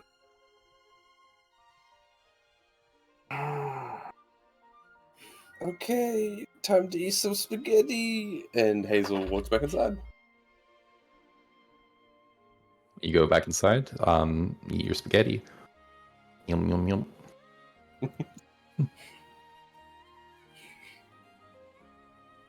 All right. Petra's house crew, I think you guys eventually plan to come back. Is that correct? Yes. And then Petra, after you leave the shop, where is it that you head? Do you also head back? Yeah. Okay. So you probably come just a little bit on the heels of the conversation that Hazel has. Hey, Hazel, everything good while I was gone? Dude, okay, they stole my magic, and then the ghosts showed up, and they're like, "Yeah, this like we're everywhere, and your Sir Tiamat, his best friend, is also a ghost, and then we're here, and then the Emerald Order is corrupt, and you're gonna stop." Petra is like looking around for like a lit candle that had drugs in it or something. Hazel, you have to go a little slower there, bud. Ghosts? The chapter of ghosts, the 7th chapter, the one that's super mysterious and no one knows about, and no one knows how many members there are. But it turns out there's like 7, Okay. and I knew one of them. Okay. But that's not important right now. What's important is Justica Ethbert stole my magic when I was a baby. And he used it Weird. to make himself more powerful. Don't ask me, because I don't know more than I'm telling you right now. Did you have like super strong magic as a baby? Like I don't know. I didn't who ask. steals magic from a baby? Fucked up, right? But no, here's the super fucked up part, is apparently the stronger I got, the more power I was actually giving him. And I spent like, I don't know if you know this about me, I'm pretty smart. So I spent from like, I'm gonna say like 10 to 15 doing nothing but studying magic, and on paper, I got really fucking good at it, right? But I still just couldn't cast magic. So, I think Justica Ethbert's just like a fucking prodigy now or some shit. Cool. So one of our enemies is like even stronger than we had thought he might be. Yeah. Cool. Yeah, and then so then the guy from the chapter of Ghosts who broke me out of prison showed up, and he told me all of this, and he also told me that there's corruption in the Emerald Order, no shit, and that we gotta fight it. There's probably some stuff I'm missing, but listen, he told me a lot of things. Yeah, and who's this guy? He had such a long name, I forgot it. I'm just gonna keep calling him Big Dog until he reminds me what his name is. Eridane Domrus. Can I get that spelling at some point? Yes. Also, go ahead and make me a history check. I'll just pop it here. Me? Yeah, make me a history check. Wow. Well, that's rough for Hazel. The name Domrus definitely rings a bell for you. It makes sense. There's like 30 names in.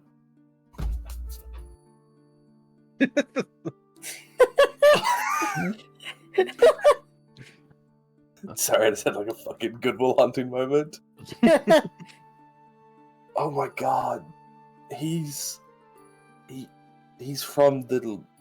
Okay, so I don't know if you know this. There were like 30 original Emerald Knights when it first started, and then that's when the order started, and they all swore oaths to like never have kids. So instead, what happened is when you were an apprentice and you get taken in by someone, you take their last name. So there's technically only 30 last names in the Emerald Order, and so mine's Aldrich. And so, because Sir Tiamat's name was Aldrich, and then whoever trained him was Aldrich, all the way back to one of the original 30 members.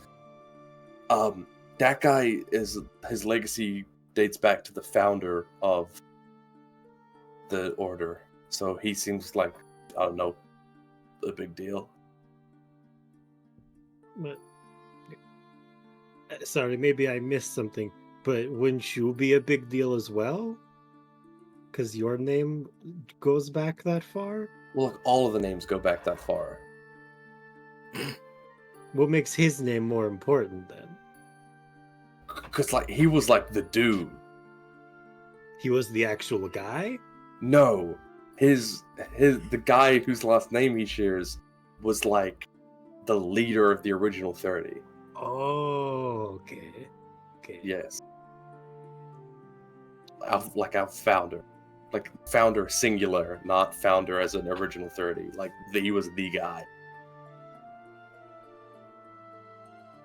Cool. So like, Wait, no, you am I trust fucking him? lying? No, you're right. Okay, Hazel sorry. just spreading misinformation. So you think we can trust him? He broke you out of jail, so... Yes, no. I think that's a good thing. Because I think the original 30 actually wanted to do good things. They weren't zealots, they weren't crazed men focused on an ideology.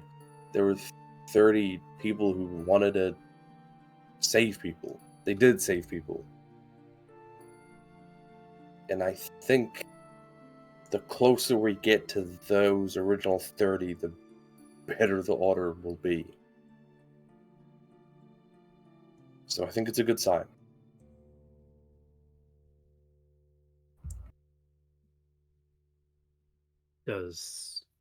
So you said there's like 7 members of this unknown chapter? He said there wasn't many of us, and then I said 7 is like a random number, and he didn't correct me, so I'm just going to keep going. Okay, so probably not 7. I don't... Unless you're omniscient. But... So I guess there's like part of the Emerald Order we trust? I trust the 7th chapter, and that's about it.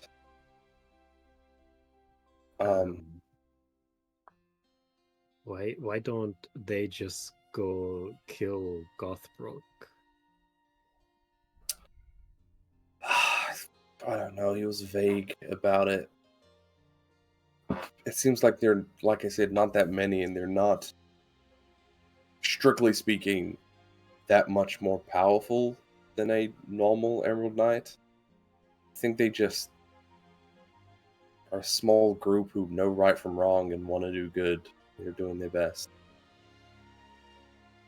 I also think he knighted me. I didn't swear an oath or anything, but he, like, near the end, he stopped referring to me as apprentice. You got it. The sense that you could become a civilian if you chose. Apprentice Hazel, or perhaps just Hazel.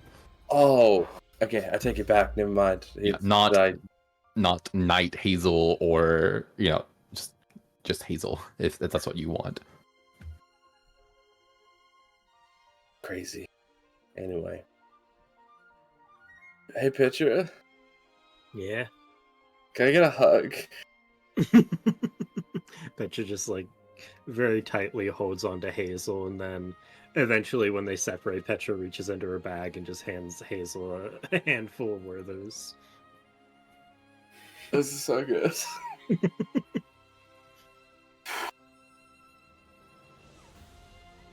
So, we should head back inside, make sure Beryl and Sarah's alright, and hopefully the others come back soon. Yeah. How's everything on your end? Found like 2 gold in the cash register. I thought they were like rich, but apparently not. I don't know. I think Moon and his family give off pretty working class vibes. I don't know what made you think they were rich. Hazel, you saw where I live. They are rich compared to me. Do you see how many floors they have in their home? It's above ground, Hazel. They have windows. I have curtains in my house, but there's no windows behind those curtains. It's a facade. Hey, it got me. Do you know how many times I've opened curtains and just seen a stone wall in your house? I get fooled every time. I think I've done it on the same window 3 times. Okay, before we go back inside, just between you and me, I don't think this group has to worry about money anymore, and that she's gonna hold out that 117 gold she has. What the fuck? Where did you even get this? Oh, okay, I've been looting a lot of dead Emerald Knights recently. Should we just go kill Emerald Knights? Is that the way to make money? I think there are richer people to kill. I think we can get a bidder, like, I don't know, what are the nobles doing? They seem easier to kill than an Emerald Knight. No, okay, we're not just talking about killing Whole campaigns. But also not at the same time. We need money. Okay, yes, no, this is... I'm willing to put this as, like, I'm hesitant to tell them because I want to put this forward as like a group communal fund, but also I only want the communal fund to be spent on things that I want to spend it on, and I know that's very selfish of me. I don't think that's a communal fund then at that point, I know. bud. I think that's just your money. Hence why I haven't totally known about this. Because I know Draven's like seriously in debt. Aren't you kind of in debt as well, part of that? I mean, here's the thing. Like, I studied economics in the Emerald Order, and like, it's a kind of a social construct, so debt isn't really a thing. But especially when it's to a criminal syndicate that you very rarely value that much. So, not really. Interesting. Maybe Jaskar Ethbert is not as strong as I thought he would be, if that is your perception of economics. Listen, it's a long time. I kind of didn't pay attention in the economics class. And also, we kind of only learned about the economics of war, and like, that kind of boiled down to you only have to pay people who are alive, so just kill everyone. And that was kind of all we learned.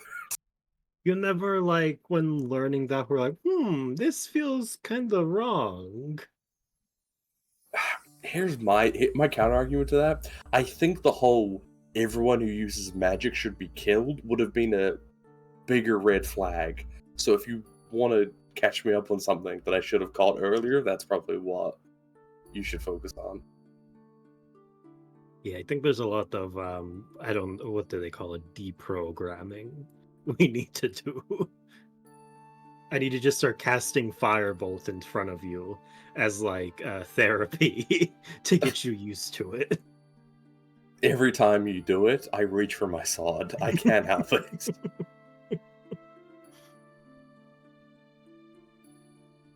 Okay, actually, let's go inside this time, for real. Yeah, we've just been outside. You show me all that money on the street. I feel like Sarah's is not on the first floor. It's like the second floor, like the entrance. So it's like a little balcony, I think, outside, like where the door is. You can kind of have this conversation. But yeah, y'all go in, eat more spaghetti, I guess. There's a shit ton of spaghetti. Beryl and Sarah are just both like sleeping upstairs.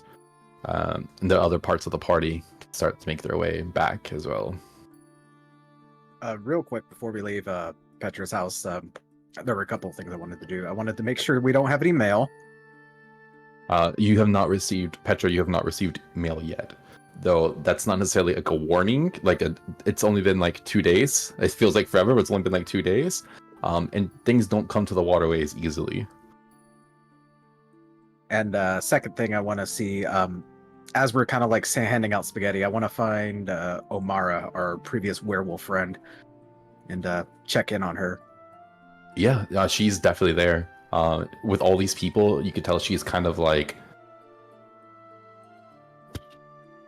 a nervous wreck, but like in the sense that she's kind of shut down socially and has like completely secluded herself. But you could find her easily. She's actually one of the few people of elven heritage here, though her blonde hair kind of blends in with a lot of the other members, so she is able to kind of... It's blue now. It's blue. Oh, yeah, that's right. That's right. So her blue hair sticks out like a sore fucking thumb. So easy to find. You may not even recognize her at first because I don't think you know it got dyed blue. Yeah, he didn't know, but like I feel like he walks past and like double takes, and he'll walk up to her with a jar of spaghetti. Hey, just wanted to check in on you. Oh, thank you. How are you? It's been a crazy couple days. I'm sure you know. But yeah, I just wanted to check in, see how you were doing. See if you're okay. I've got some spaghetti here if you want some. Kind of takes it, but doesn't like open it or anything, just kind of holds it. Thank you. There's a lot of people here. Yeah, some things went a little crazy upstairs. If you need some place to kind of be by yourself. I get it. You can take my room, and he'll hand her the key to his room that I'm assuming Petra gave to him at some point. So one of them that's actually not occupied as well. Okay. Oh, thank you. Great. I heard that there are like a lot of werewolves. Yeah. That could have been me. No, I wouldn't worry too much about it. There's a lot that has happened over the past few days, and we kind of found like the werewolf in charge, and they bit a lot of people. So The one that bit surely, me. so don't worry too much about it. I mean, You know, get rid of it. kind of. Let's just say we've solved the problem for now. She was just overwhelmed with emotions, so starts crying right in front of you. Draven kind of John Travolta's, and he'll just kind of give her a hug and be like, "It's okay. You weren't yourself, and we'll deal with the werewolf problem." Handle all these people because I keep thinking I'm gonna change back at any moment and kill all of them. And he'll kind of like back up, kind of like grab her shoulders and just be like, "We fixed that. You don't have to worry about hurting anybody ever again."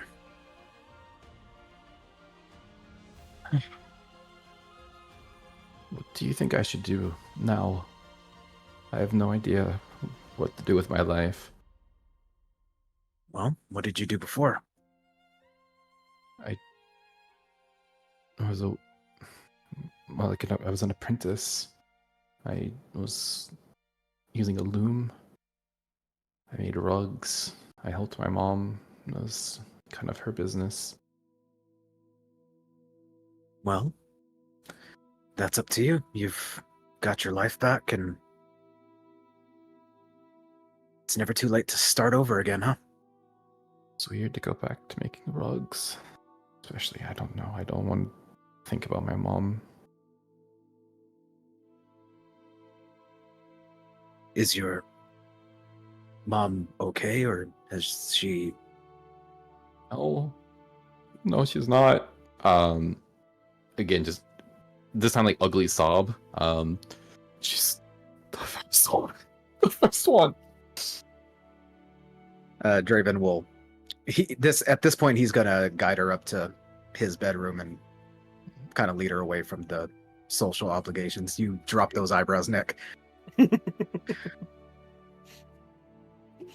But yeah, he'll just kind of sit with her for a second and just be like, "I know it's hard, but again, you weren't yourself. It was that curse." I still have the memories. It was my body. And If I'd only been stronger, I could have resisted it. It's my own weakness. It makes it my fault. nonsense. And he kind of like pats her shoulder again, and those memories, they'll stick with you. But it's also your duty to remember those that have passed. Do what with it? Live for them. It sounds hollow. I'm sure they would rather live for themselves. I imagine they would, but they have to see the rest of the world through your eyes now.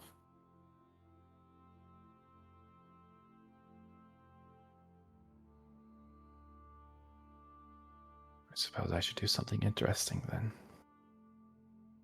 Take it one step at a time. I mean, as I said, it's going to be hard, but if you ever need somebody to talk to, or if you ever need any kind of support, you know where to find me. Puts a hand on your arm. Thank you for so much. I don't know where I would be without your help. You and Petra.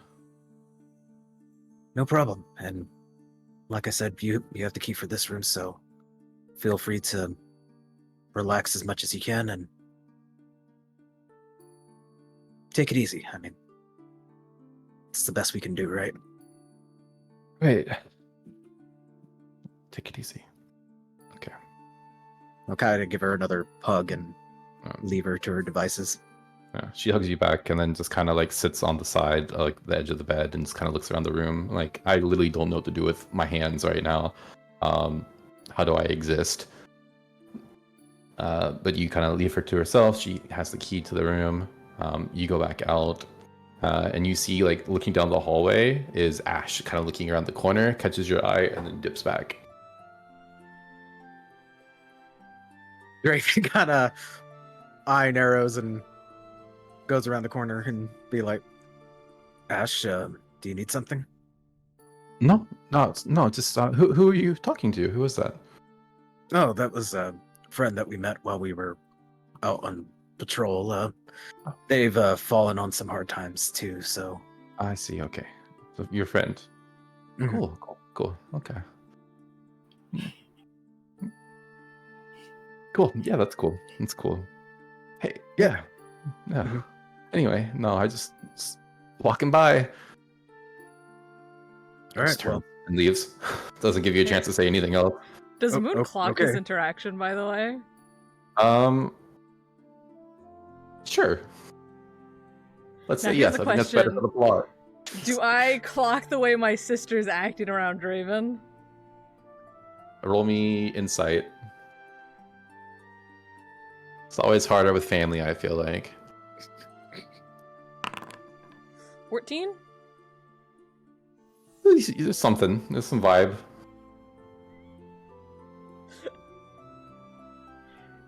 You see Moon just glaring at you Draven from looks across across, the room. and I feel like at this point, like Draven's just like, what? And he actually goes to Giovanni. Hey, I know we just met, but can we talk for a second? Yeah, absolutely. So you know Moon, right? I don't know what I Mhm. did, but he's really pissed off at me. Well, I haven't talked to Moon too much. I hear a lot of stuff from Beryl, but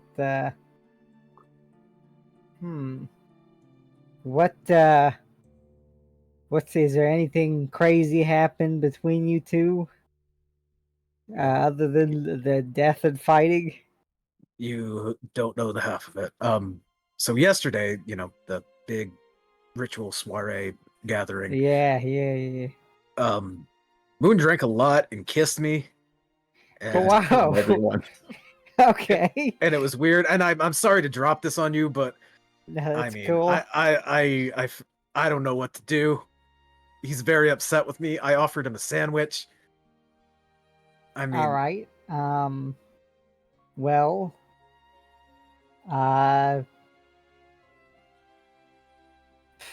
I think the best thing you can do is talk. Now, I say that, but probably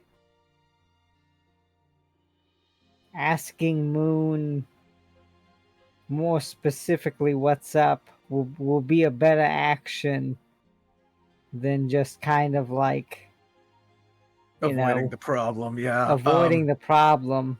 I mean, to be fair, all of this happened really fast. There was Mhm. an army of werewolves. Then he kissed me. I was on patrol. Then, the whole thing with the Emerald Order. I feel like it's not a good time to bring up any other like personal problems. So Hey. maybe a little bit later, but I just needed to get this off my chest. No, it's all good. If you ever need to talk to me or anything, I'm always here. Your boy Gio is a good listener. I can tell you that. I feel like Draven was looking at Giovanni, sees like the flowing fire hair, and hears the phrase, "If you ever need anybody to talk to," and he's just like he's just got like the most immense whiplash ever. Or if you want to fight, I like to fight as well. That the whiplash is gone now. Okay. Yeah, maybe we can have a sparring session at some Mhm. point. Yeah, that's my preferred way to get my emotions all out off my chest is through a nice spa. It's how I do. I know Moon is a little bit more talky though. Not a lot of muscle on those bones. So Yeah, um, I appreciate it. I like you. I like the way you handle things. hey, it's how I grew up. I learned it from my pops, and that's how I roll. Nice. I like it. And he'll extend his hand, shake yours, and do the Mhm. predator handshake. Yeah. Uh, Giovanni will then walk over to Moon and be like, "Hey, little cousin, what's up?" Hi, Giovanni. Just helping out. Yeah. I said, I know a lot of stuff's going on here recently. Are you all good? Well, I'm as good as you can be with your entire family being displaced and some of them dead and your house burnt. Yeah. No, I trust me. I know. The answer was no. It was kind of rhetorical. But listen, you're gonna get through this. The whole family's gonna get through this. This is no one's fault. The Emerald Order. I mean, this is how they roll. We've seen it before. I'm sure we'll see it again. That being said, I want to make sure that there's nothing bothering you, like out of the ordinary.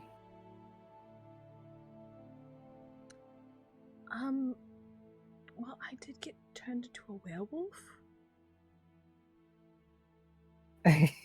you see Giovanni be like, that'll do it. We'll figure this out. I'll do some reconnaissance work. If there's anything we need to do to get to fix this, we'll get you patched up. We know how to fix it. It's just expensive and we don't have everything. Hey, I'll be the eyes and ears. I know how to get stuff. From where I'm from, let me tell you, I can bargain, I can haggle like no other. So we'll get our hands on it. We'll get you right as rain, Moon. But you're holding down the fort well. You're doing good. You're helping a lot of people out.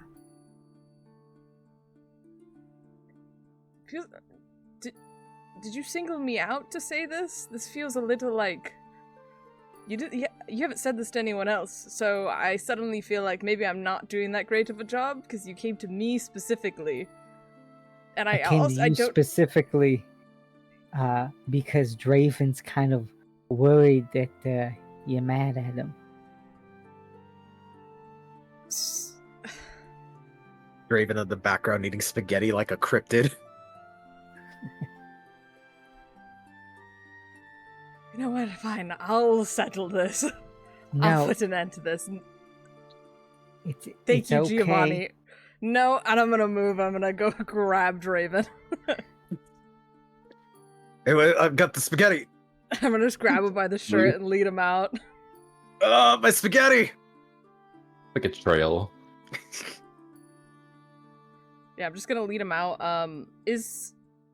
there's someone like outside, right? It's that Emerald Knight lady's outside. Like on the porch. Yeah, I'm gonna make sure to go out enough that she's not in earshot. Okay, Draven, listen, I'm not really upset at you, except for, hey, feel like there's a weird vibe with you and my sister, and I'm just gonna lay it flat. You do Wait, anything, I will eat you. Just straight up. What do you mean? Hey, I saw the way she was looking at you, and I didn't like it, okay? And listen, she's 17. Draven, Yeah, she's a minor. Yes, but you need to be aware, alright? And on top of it.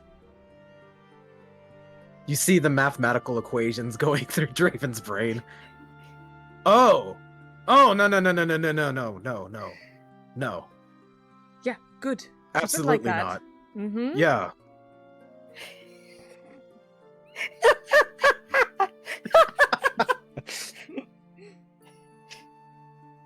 No, that's gross. Yes, it is. No. And let's clear the air.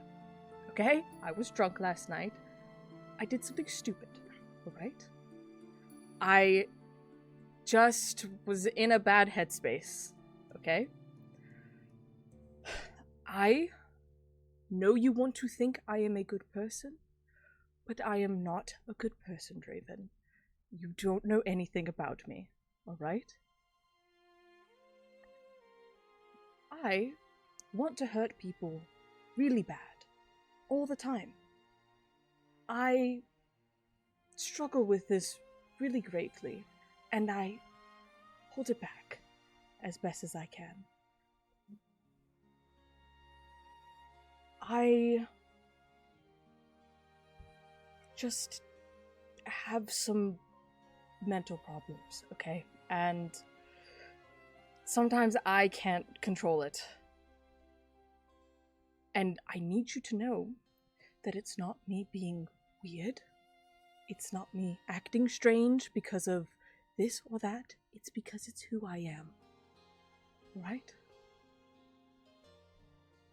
Yeah, sorry about describing it the way I did. I mean, I didn't know, and that's no excuse, but still.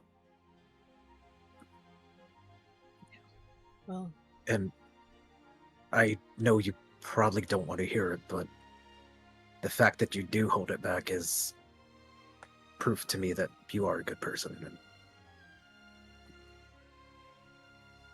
I feel like you're not listening to me, but okay. no, I'm listening, and I understand where you're coming from, but just know that that's how I view you. I mean, I'll just kind of give you like a quick hug and Draven, I have snorted Rizium off a man's cock before. I don't want you telling me that I'm a good person. I'm. Mm-hmm. You know what? I was gonna say something, but I know you don't want to hear it, so If you're gonna say that still makes you a good person, Draven? I Draven, wasn't gonna say anything. Hmm. Wasn't gonna say anything at all. I've never held a friend for longer than like 5 years or so. I've had fallouts with all of my friends, and it's all my fault.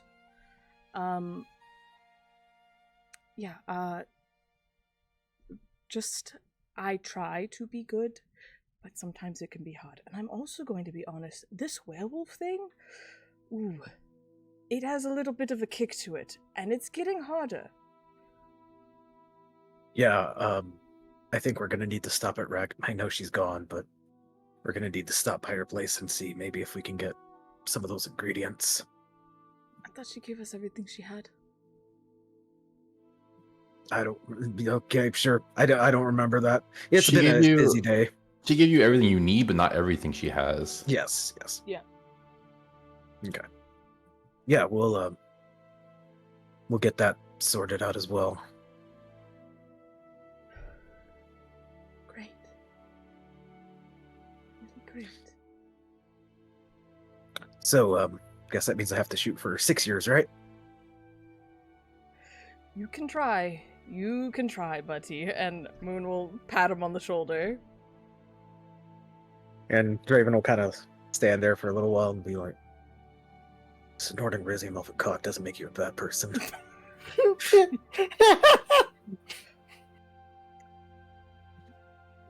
Add about that to the having- quotes. What about having sex with married people? Oh no, he didn't say it to you. He said it under Okay. his breath. Good. Take back that information then. Yeah, just pat you on the shoulder and be like, great. Glad we got that sorted out. Hopefully it won't be awkward between us anymore. No. I was just worried that you were upset with me. I was. Yeah. And, yeah, if you do anything with my little sister, I'm not actually, gonna do anything I with your would sister. actually really greatly appreciate if you actually broke her heart. Actually, I think I'd appreciate if you could just be an asshole to her. That's kind of against my nature. I'm just gonna It's the- keep my distance from her. I And... think it's the right thing to do, actually. Mm, I know she'll be sad in the meantime, but who knows? Maybe she'll get closer to me.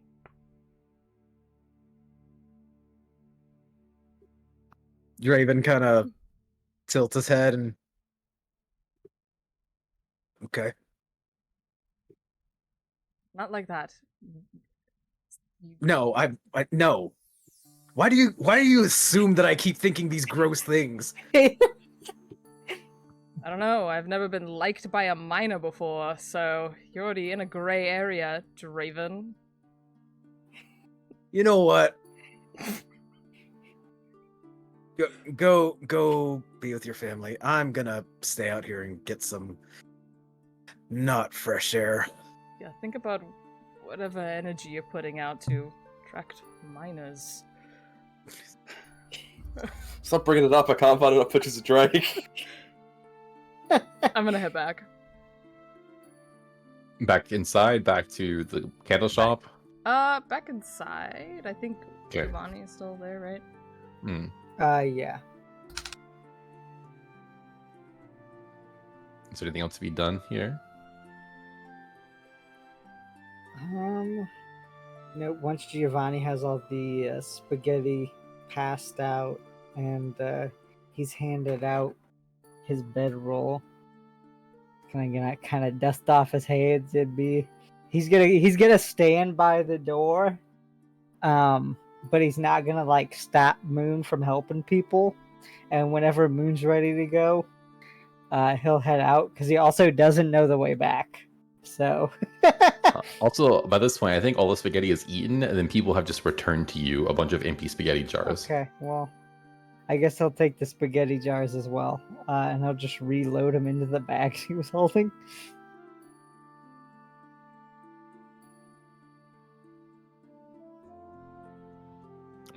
Like, if everyone just kind of shuffling around until it's time, at a point, you guys exit and start heading back to the candle shop then. With Draven knowing the way especially well.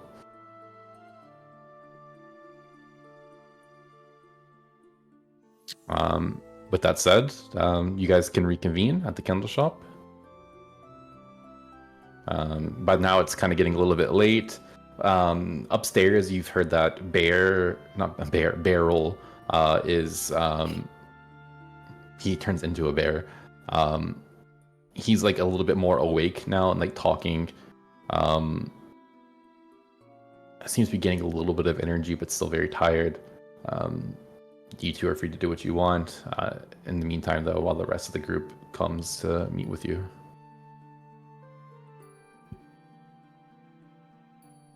But I think, yeah, we're almost at like all the walking back and forth. It's probably like 5, 6 p.m. I don't think anyone has actually properly gone to bed yet. Still. No.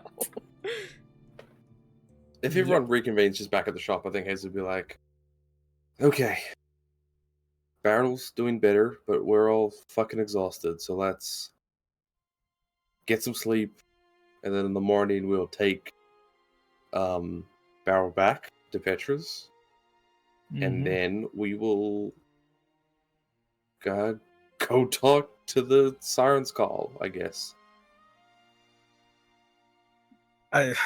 More like reconnaissance. I don't think people really talk to them, but yeah, we'll sniff around. You also said you need to go back and talk to the Shadow Snakes, so maybe you can poke your head in there and we can ask them if they know anything. Yeah, I can do that. Cool. Yeah, but objective number 1 is bedtime. Also, super quickly, and then Hazel tells the rest of the party about the night of the 7th chapter showing up. Okay, well, we don't have to fight all of the Emerald Knight Order then, so That's wild. that's a plus there. How many chapters are Yeah. there? Why do they keep adding so many? There's 8. There was always been 8. There There's have one never more been. past 7? Yes. I feel like Draven sits in one of the chairs at the war table, and just full on Shinji. Just Why wasn't the 8th one hidden? Why did they skip? Why did they leave one after 8? So it was like, oh, you can get recruited into 1 through 6 or 8. I feel like it Because- should have been like the 9th chapter. That way you can make the joke that 7, 8, not. Anywho, I'm sorry. You can, because they're ranked on importance within the order. They're ranked on like how there's like a hierarchy. So the first chapter is the chapter of council, and they pretty much run the thing. And the second chapter is the chapter of lore, and they're in charge of all of the magic. And then the third chapter is the chapter of oaths, and they're kind of like marketing. Yes, Moon. But if they're like to stop corruption in the chapter, shouldn't they? And you're saying it's the most important. Shouldn't they be the first chapter? Because it's the most important to stop corruption in your own organization. But they're a secret chapter, and I feel like if you if you're a secret chapter and then they placed it in like number 3, then I feel like people could do the math of like, okay, they're less important than magic, but more important than weapons. And then I feel like you could deduce what they are.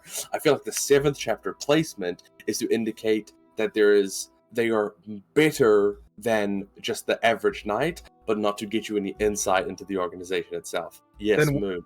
Then wouldn't they No, call it? Moon has his fucking hands up. So Alright. I was just gonna say, isn't the first one not even called the first chapter? They're just called the chapter. So no, could it- no. Isn't there one that's just called like the chapter? They don't even have a name, or is it the 8th one that doesn't have a name?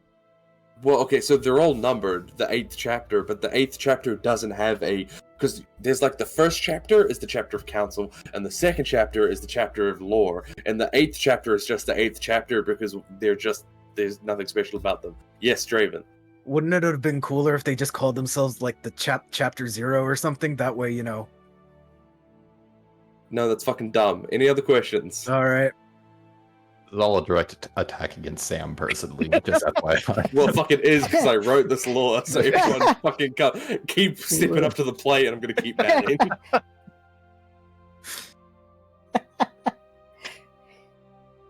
I would enjoy chapter 7.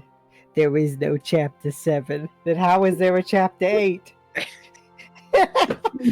There is a chapter 7. People know about chapter 7. You said it was a secret chapter, though. Yeah, like in the same way that like the fucking SAS is a secret chapter. Like we know what's What's the SAS? I don't know. Sass. You know, like we know of their existence, we do not know what they do. All we knew is that there was a 7th chapter, right? And that they were called the chapter of ghosts. And that's literally all we knew about them. They were even called the chapter of ghosts, and you guys didn't know what they did. They're called the chapter of ghosts because no one knows what they did. Because that's why they were called the ghosts. If we knew what they did, we'd call them. Well, yeah, now we'd probably call them the fucking chapter of like corrupt. The ghost sounds cooler. Shut up, dude. I Okay. don't know, maybe marketing came up with it. I'm going to bed and Hansel storms off. That's wild. It's very clear that Hazel has not fully quit the Emerald Order.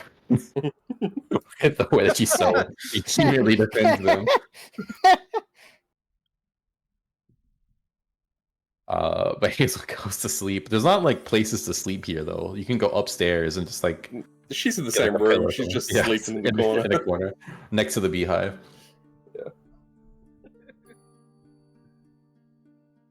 Once everyone goes to sleep, once it's nice and dark outside, Draven's gonna get up, go outside, find like one of those empty lots that that alleyways always end up leading to, Mm. and he's just gonna stand there for a little while, and he's gonna pull out his sunglasses that he got from Mindra, and remember what he said earlier to Amara, and say, "See the world through your eyes, huh?" And he's gonna put on the glasses, take off his fancy cloak, and start just shadowboxing, training, and trying to get as strong as he can. Living up to your own words twice over. You just start practicing, trying to hone your body even more, ready to fight what may come, seemingly Knights of the Emerald Order, which, hey, are not specifically created to defeat people that punch shit. So, If anyone can do it, it's you, King. I mean, they got a lot of armor on, so you got to punch around that somehow. But if you can figure it out, then good on you. Just punch through it. Straight through the plate. That's insane.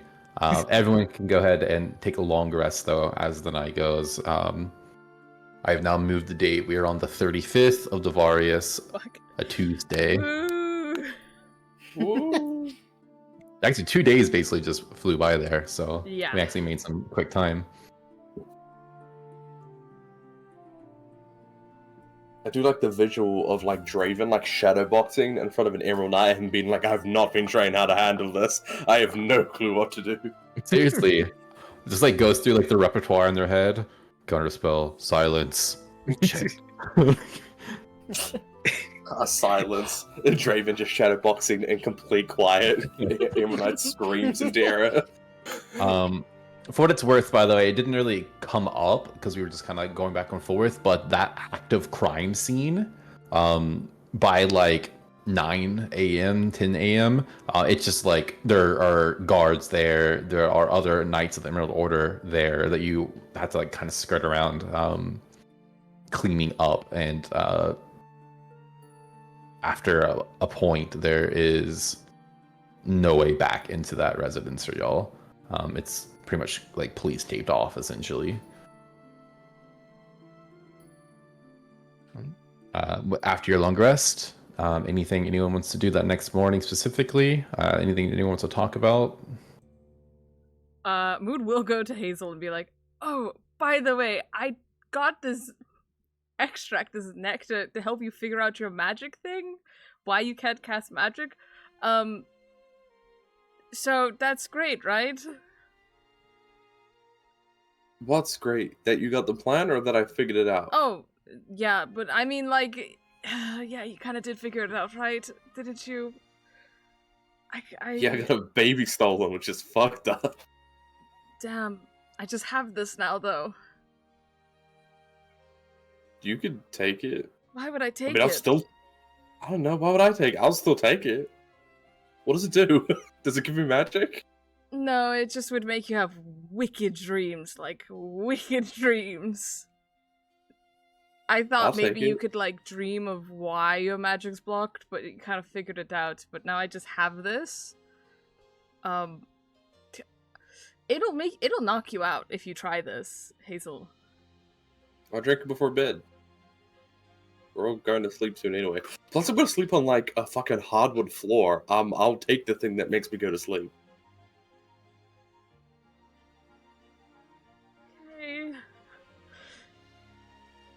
it's never been used on anyone who's not a shifter before, so who knows how that'll go. That you know of. No, it's like a cultural plant. I would hope no one did. If anyone's gonna give it to their friend, it's Beryl. Come on. No, I'm sure it won't be that different. Because as everyone knows, I got that dog in me. And then Hazel just takes the fucking drink. Oh. All right. Take it from your hands, not like skull it in front of you. That's what you fucking said. Just like, I got that dog in me. Yeah, the natural conclusion in my mind as well is that you drank it in that moment. Uh-huh. Hazel Yeah, just Yamcha posed on the floor. Fall so hard it actually creates the creator. All right. All right. With that, then. So, did you drink it then? yeah, I mean, if Okay. we're going to bed soon, so you might as well. Yeah. Cool. Then yeah, you all get your long rest. We'll pick up the next day. And I think that's where we'll end today. Sounds like a plan. Clay being like, I'm pretty tired, guys. I don't know if we're gonna, make it a long session. Is it just a standard session length? Real talk though, it's because we were talking about spaghetti and I laughed and I felt like alive again. So that whole spaghetti conversation really brought me back to life. You know what? As it should be. It was good energy, and I was like, "Oh shit, I needed that." It was a little bit just like heavy, so then some levity brought me back. Plus the coffee kicked in, I think. The reminiscence of eating your SpaghettiOs or drinking your SpaghettiOs. Yeah, it really made me miss them. It's so funny because we were like talking for an extended period of time of something that wasn't D&D, but I looked at Clay and I thought to myself, he needs this. I needed it. I needed it. I really needed that conversation. It's what got me through the rest of the session. Anyway, love yourself, love others. We'll be back next week with Sam running New Year one shot. Okay. 3 shots. Yeah. So look forward to that. I won't be here. Fuck y'all. Bye. Damn. Yeah. Bye. I'll But stay I will be hydrated. Did I there. say that? Okay. No, you also didn't say love animals. I don't love animals, so. Damn. Wow, shit. Well, let's leave the session on that. Fucking cliff note. Okay, bye. Thanks everyone for watching. Bye. Get us out of here.